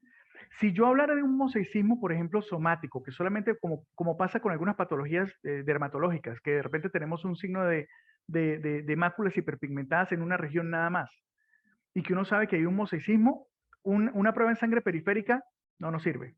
Toca tomar una biopsia y mirar ahí directamente. Pero si estamos hablando de inactivación selectiva del cromosoma X, ocurre tan temprano que tiene que estar en sangre periférica sí o sí. Tiene que estar la mutación ahí. Ok. Entonces, otra pregunta, pues pensando en esto de la inactivación como mosaicismo, que digamos era algo que yo no tenía claro antes, sí la inactivación selectiva, pero pensaba que era en todas las células, tanto, o sea, si se decía que era la materna la que tenía activa, pues esa era en todas sus células, ¿sí? Sí, exacto. Pero entonces una pregunta con esta mutación puntual de este paciente. Puede tener alterado como nuestro paciente a nivel ocular, pero también podía tener hipoacusia y también podía tener otras alteraciones respiratorias. Si nosotros no encontramos ninguna alteración en la mama a nivel ocular, de todas formas, digamos, merece la pena estudiar las otras posibles alteraciones o simplemente hacer el estudio genético y si tiene el estudio genético positivo, pues ahí sí evaluar las otras posibles alteraciones. No, a ver, si tengo el estudio genético, pues me voy de una vez por el estudio genético. O sea, le mando a hacer la variante, ¿sí? Obviamente tenemos que terminar de documentar clínicamente los casos. Y eso es lo importante para uno poder hacer la correlación entre genotipo y fenotipo. Y eso es fundamental. Porque estamos hablando de una ciliopatía al final. Estamos hablando de una alteración de cilios. Entonces, si yo no tengo acceso tan rápido a la prueba molecular, yo sí puedo iniciar los estudios de la parte de audiometría, de la parte oftalmológica para poder completar. Cuando un gen se manifiesta de esa manera, nosotros eso lo llamamos pleiotropismo, pleiotrópico. Pleiotrópico quiere decir que un gen se expresa en diferentes tejidos y por lo tanto si se daña, pues me da esas alteraciones. Por ejemplo, hay genes que solamente producen retinitis pigmentosa. No producen más. Esos son genes que no son pleiotrópicos. ¿Sí? Para este caso muy puntual, para poder completar todo sí necesitamos hacer la evaluación, porque de todas maneras el proceso de hipoacusia se puede llegar a presentar sin que la persona sienta que tiene un problema auditivo. Por ejemplo, las hipoacusias acá hay una frecuencia, mejor dicho, los pacientes que yo he visto con hipoacusia, en muchos casos han sido hipoacusias a frecuencias altas. Entonces hay ciertas palabras o frases que no logran decir correctamente, pero por esas hipoacusias de frecuencia alta, pero ellos creen que están escuchando una maravilla. ¿Sí? Creen que están escuchando súper bien. Entonces, yo pienso que se debe completar los estudios siempre y cuando uno vea cuáles son los sistemas que están afectados. O sea, ¿qué es lo que tengo? Si voy a tener la parte auditiva, hay que hacer estudio auditivo. En el caso de la mamá, si me voy a tardar mucho teniendo la prueba molecular, pues entonces hagámosle de una vez la prueba auditiva. Ahora, si yo le hago la prueba molecular y la prueba molecular de una vez me sale negativa, de una vez de entrada, ¿sí? Listo, entonces fue una mutación nueva. Fue una mutación nueva. Entonces, eventualmente, pues no requeriría todo eso. Pero yo sé que las pruebas se tardan, yo sé que, y más aún si no tenemos disponibilidad en este momento, que hay que solicitarla directamente, la mutación puntual, ¿sí? Hay que solicitársela, pues podemos perfectamente ir avanzando en la parte clínica. No pasaría nada, o sea, sería más fácil avanzar al final en la parte clínica si no logramos, si se nos tarda mucho la prueba molecular. ¿Mm? Creo que sí respondí la pregunta, ¿cierto? Sí, claro, doctor, muchas gracias. Ok. Solamente quería darles una explicación de la variante, de la mutación, para aclarar una cosa ahí rápidamente. Voy a mostrarles esta imagen para que aclaremos el tema un momentico de las mutaciones. A ver. Las mutaciones las tenemos de diferentes maneras, ¿bien? Específicamente, no voy a referirme porque yo pienso que cada vez que veamos un caso y que miremos una mutación, volvemos al cuadrito para tener claro dónde estamos parados, ¿vale? Voy a mostrarles una cosa. Nosotros las mutaciones las clasificamos en missense, no-sense y friendship principalmente. Missense, cambio de sentido, no-sense, una proteína truncada, y friendship, cambio del marco de lectura. Cambio del marco de lectura. ¿Bien? Lo que está ocurriendo con esta paciente es una combinación de tres cosas. Porque está ocurriendo una deleción que me trae un cambio en el marco de lectura con una aparición de un codón de stop posteriormente, o sea, una no sense. ¿Bien? Son tres cosas que están pasando allí. Entonces, vamos a mirar, voy a salirme de acá para que miremos ahora. Miremos la mutación. La mutación es esta.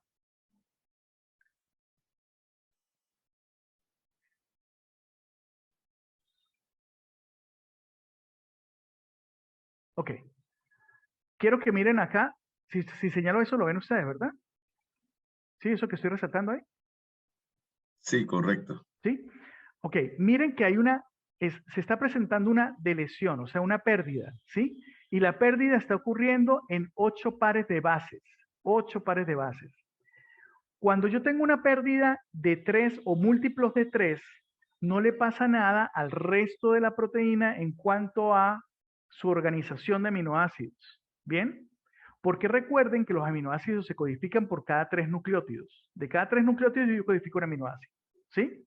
Pero fíjense que aquí tenemos 3, 6 y 8. Aquí tengo un aminoácido, perdí un aminoácido con esos 3.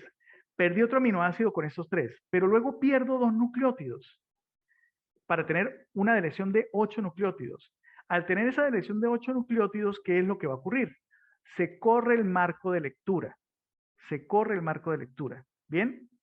Y una vez que se corre el marco de lectura, si se corre el marco de lectura y todo va bien, pues todos los aminoácidos van a ser diferentes y va a ser una proteína rarísima.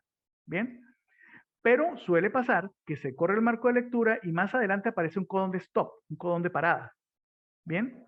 Nosotros tenemos codones de paradas en nuestro código de aminoácidos. Entonces, si se corre el marco de lectura y preciso aparecen 3 nucleótidos que me generan un codón de stop, un codón de parada, entonces allí aparece una proteína truncada. ¿Bien? Entonces lo primero que tenemos que hacer es eso. O sea, si acá hubieran sido 9 nucleótidos, tendríamos la deleción de esos aminoácidos, pero no tenemos una alteración de toda la proteína, sino solamente de esos aminoácidos. ¿Vale? Miremos entonces la nomenclatura que está acá. Me está diciendo acá, de este lado, que en el ADN copia, C significa ADN copia. Y ADN copia porque nosotros lo tomamos directamente de la PCR, o sea, amplificamos miles de veces y tomamos la copia precisamente para poder tener esto.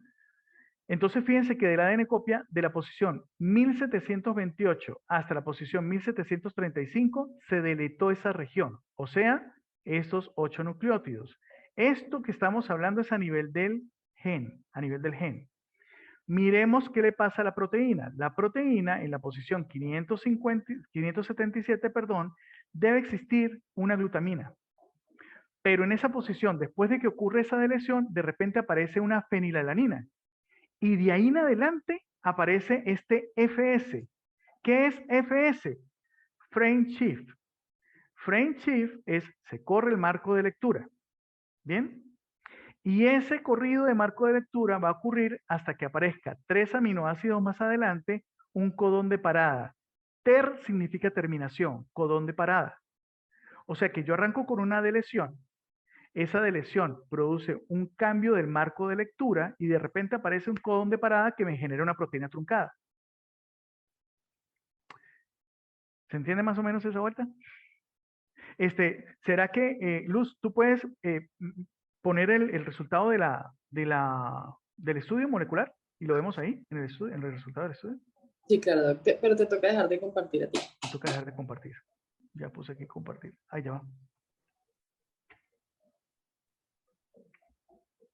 Ya. Entonces coloca por favor un momentico el resultado de la prueba. Segundo.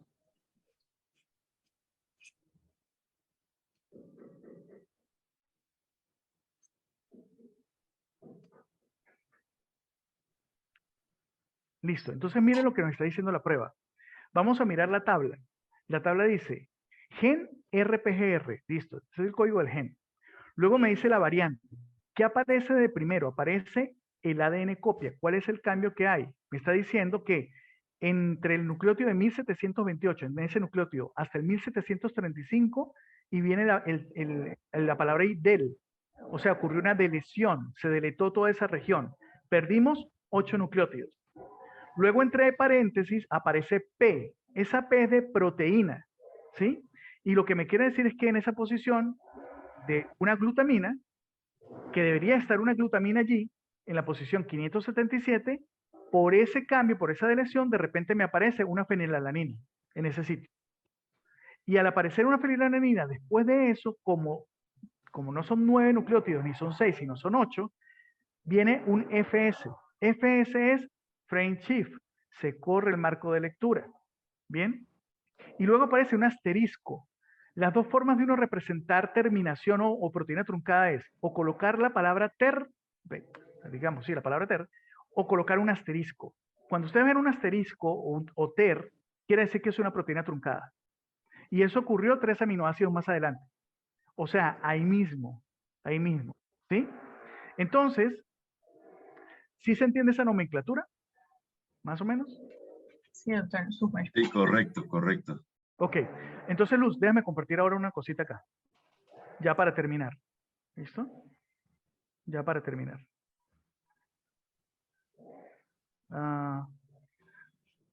Primero, quiero que vean una cosa. Miren, Barson es una base de datos que utilizamos nosotros para poder, ahí se registra en este momento todo lo que se está publicando, etcétera. Entonces, es una base de datos que es bastante fiable en todos los términos de lo que se está sacando en variantes. ¿Sí ven el cursor, la manito? ¿Sí la ven? Sí, correcto. Ok. Miren, publicaciones de esta variante, 0. O sea, esta variante no está publicada de este paciente. ¿Sí? Ahora, esta variante efectivamente sí es patogénica porque es una proteína truncada muy temprana. Si nosotros vamos a mirar, voy a mostrarles acá, vamos a mirar la proteína, ¿sí? Un momento.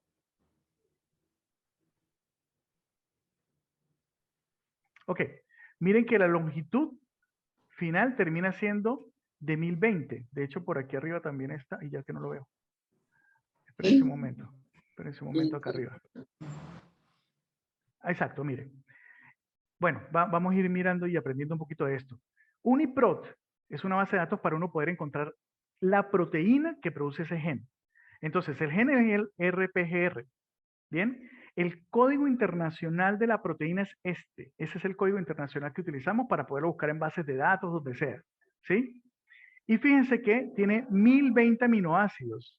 Quiere decir que si nosotros paramos y generamos una proteína truncada en la posición 577 más 3 aminoácidos adelante y aparece el codón de parada, es la mitad de la proteína. O sea, la mitad de la proteína la fundimos. Luego eso quiere decir que sí es patogénica. No hay una proteína que sea funcional teniendo la mitad de la proteína. Aquí aparecen los sitios de expresión, donde aparecen los cilios, ahí tienen la información para eso perfectamente. Por acá, por este lado, vamos a tener una cosa que es muy interesante, que son las estructuras, ¿sí? Entonces yo puedo eventualmente mirar la estructura de la proteína. Este es un pedacito de la proteína. De hecho, creo que acá no debe aparecer, es 202.303. Aquí no está completa, ¿vale? Pero yo puedo comenzar a mirar la proteína y puedo ver exactamente dónde están los aminoácidos. Y puedo hacer y buscar qué pasa si un aminoácido cambia por otro. Aquí no vale la pena porque ya sabemos que es una proteína truncada, o sea, se tumbó la mitad de la proteína, pero en cambio de una variante por otro tipo missense, que quiero ver qué pasa con las características físico-químicas de ese aminoácido, pues sí me tocaría mirar como tal cuáles son las interacciones que va a tener, ¿sí? Entonces, cuáles son las interacciones físico-químicas con los demás aminoácidos, etcétera. En este caso no, porque es una proteína truncada y claramente es patogénica, ¿bien? Ahora, lo interesante de acá es que no está publicada esta variante. Esta variante no está publicada y pues lógicamente la idea sería precisamente tratar de meterla en bases de datos o tratar de mirar un tema de publicación. Lo otro que uno puede comenzar a ver pues fue lo que hizo más o menos Luz, pero les voy a mostrar por acá porque yo veo un artículo acá. Un artículo por acá que muestra, creo que es el de una cohorte, esta cohorte china. Ok, acá, ¿sí? Fíjense donde se muestran acá los exos. Ah, no sé si están viendo eso. ¿Sí están viendo eso? El PDF. ¿Dónde están los Sí, se exones? ve. Sí, Ah, se ya, ve. ya. Sí se ve. ¿Sí? Ok, si yo miro esto y lo que nos estaba mencionando Luz hace rato, nuestra variante debe estar por acá, por este lado. O sea, entre el exón 13 y el exón 15. Y de aquí en adelante todo se fue. Y fíjense que la gran cantidad de mutaciones están en el exón 15. La gran cantidad de mutaciones están allí. O sea que claramente tenemos bastante evidencia para decir que claramente es patogénica y que definitivamente sí está asociada con la clínica del paciente. ¿Vale? Listo. No sé si tenían alguna otra pregunta con respecto al tema de la parte molecular o la interpretación de esto de mi cigoto. Creo que más o menos logró quedar claro ahí esta parte, ¿no? Sí, muy interesante. Yo quisiera hacer una pregunta con respecto ya al paciente y al qué decirle al... Eso era algo con lo que queríamos como lograr con estos casos. Y era qué le podemos decir de los estudios que se están haciendo, esperar, no sé cómo usted lo aborda al paciente. Sí. Nosotros tenemos una experiencia ahorita con los pacientes con atrofia muscular espinal, por ejemplo. ¿Bien? Los pacientes con atrofia muscular espinal ahorita tienen una terapia que se llama nusinersen, que es un oligonucleótido que nos permite hacer un salto de una alteración que hay en un gen que se llama SMN2. Bueno, a ver, lo cierto es que esa terapia ha sido muy favorable para muchos pacientes, ¿bien? Pero claramente el paciente tiene que ser candidato para ese tratamiento. Entonces, por ejemplo, en el caso de AME, hay ciertos criterios muy puntuales que le permiten ser candidato para ese tratamiento. Lo importante acá es que muchas personas o pacientes que han venido a la consulta con niños que tienen AME, que eventualmente creen que se les puede dar el tratamiento, hay que ser claros en que hay que establecer los criterios. O sea, si yo tengo un paciente con AME que está conectado a ventilación mecánica, ya perdimos la oportunidad, o sea, ya él no es candidato para recibir el tratamiento. ¿Que hay un tratamiento para la enfermedad? Sí, hay un tratamiento para la enfermedad, pero en este caso, para ese paciente, no cumple los criterios. ¿Bien? Entonces yo pienso que cuando uno habla de tratamientos, hay que tener mucho cuidado en decir que hay tratamientos en investigación y que es importante tener el diagnóstico ya, tenerlo, para ver si cuando salga el tratamiento el paciente es candidato o no para recibir ese tratamiento. Pero eso hay que dejarlo claro. O sea, hay que decir que no necesariamente el hecho de que salga el tratamiento quiere decir que el paciente ya va a ser candidato para el tratamiento, porque hay criterios específicos para eso, ¿sí? Y el otro tema con la terapia génica, precisamente con AME, estamos esperando el artículo, pero fue un paso hacia atrás. Hace 2 semanas, hay una terapia génica que ya venía en la última fase, ya estaba todo súper bien y ya pensábamos que llega a salir la terapia génica porque lo del oligonucleótido no es terapia génica, es una terapia con oligonucleótido dirigido a un gen para activación. La terapia génica como tal de AME ya estaba lista, ¿sí?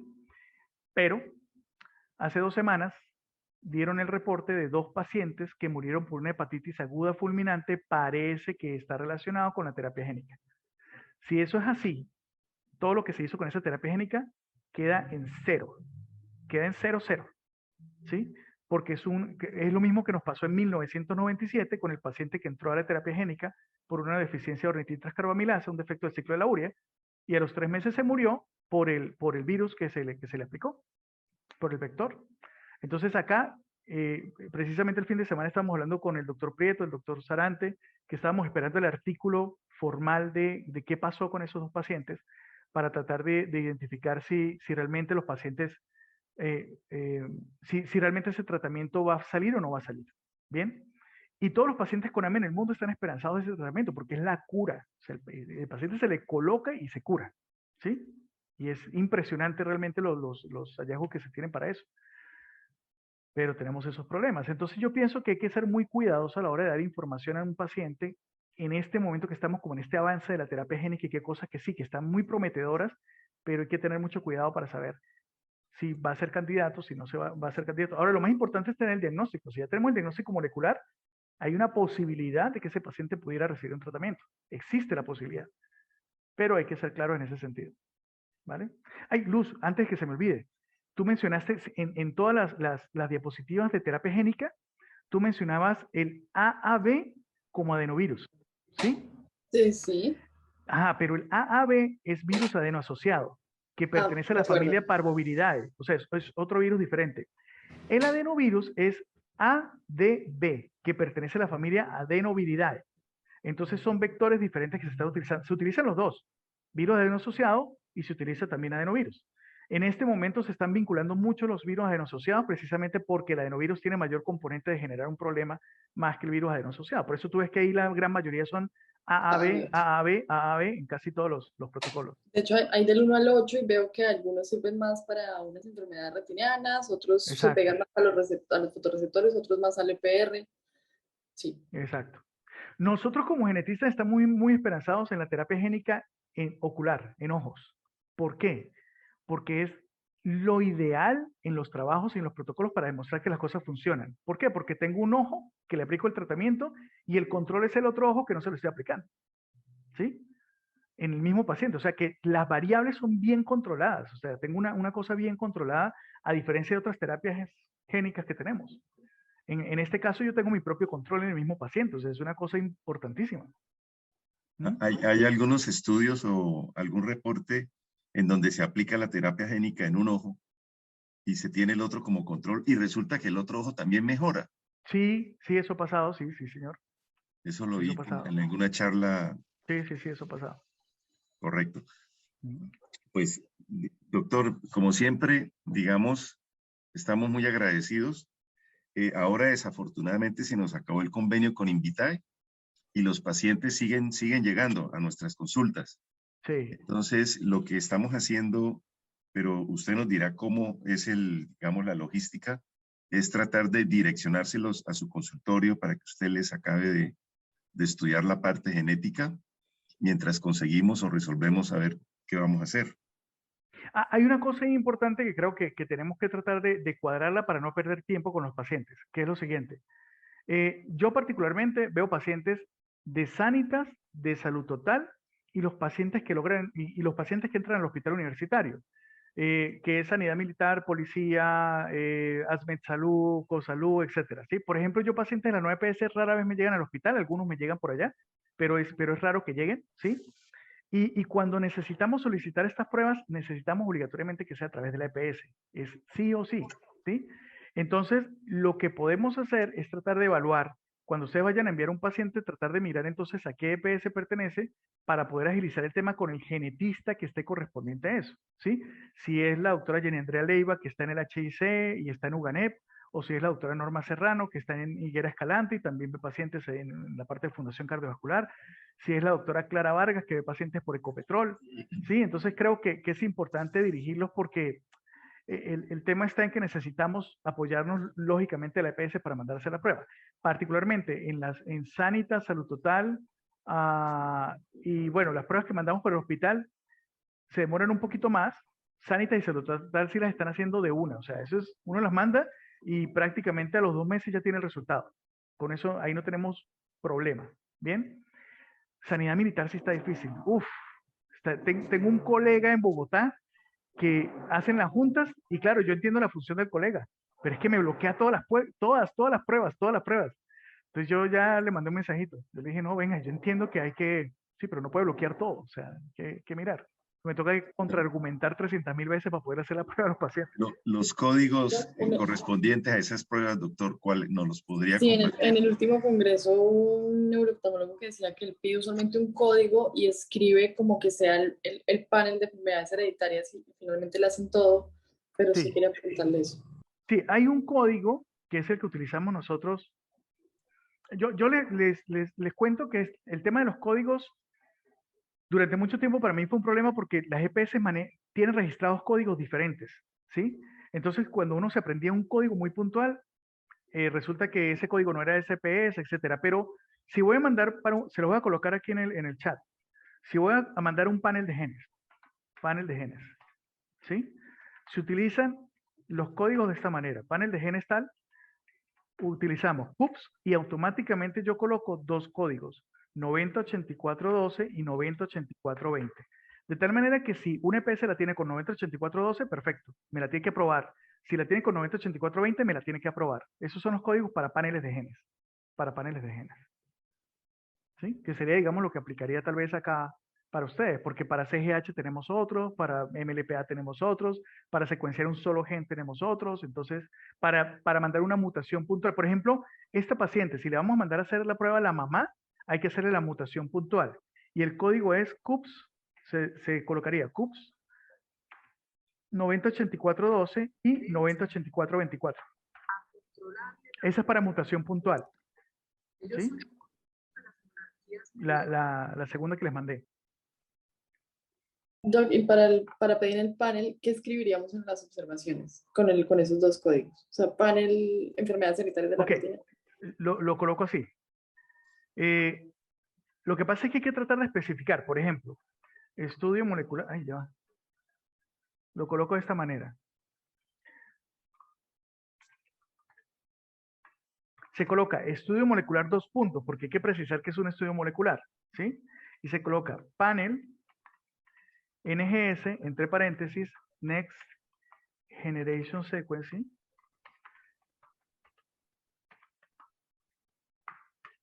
para, voy a poner un ejemplo, retinitis pigmentosa.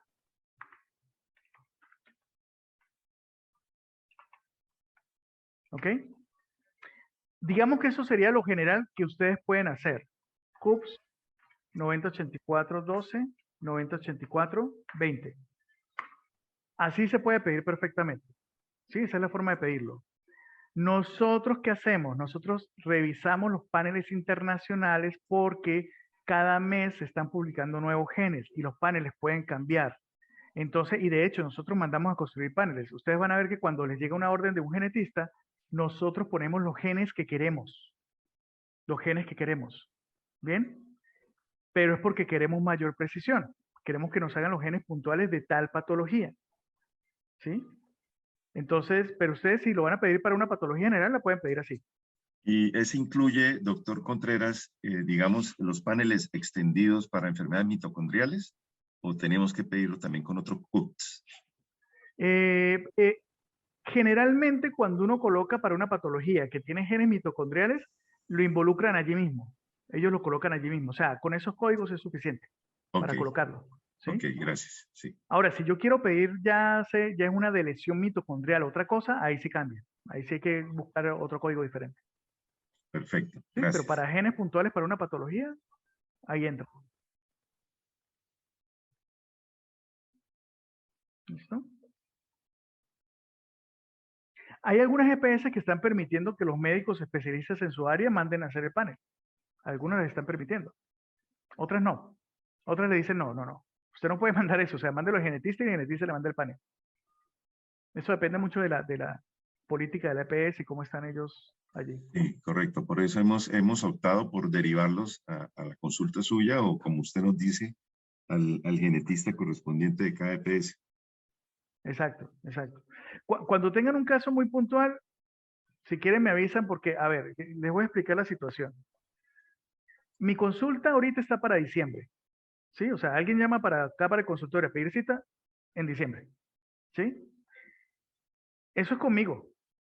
Pero, por ejemplo, con la doctora Norma Serrano, creo que están como 8 meses, una cosa así. O sea, está mucho más allá. Entonces, la idea sería que de repente se comunicaran conmigo, yo hablo con la doctora Norma, buscamos el espacio para verlo más cerca, para que no se nos demore tanto. Y hay formas de hacerlo, ¿no? Hay formas de mirar. Perfecto, doctor. Muy amable. Muchas gracias, doctor. Luz, muchísimas gracias por la presentación. Estuvo muy chévere. Muchas gracias. Muy chévere todo.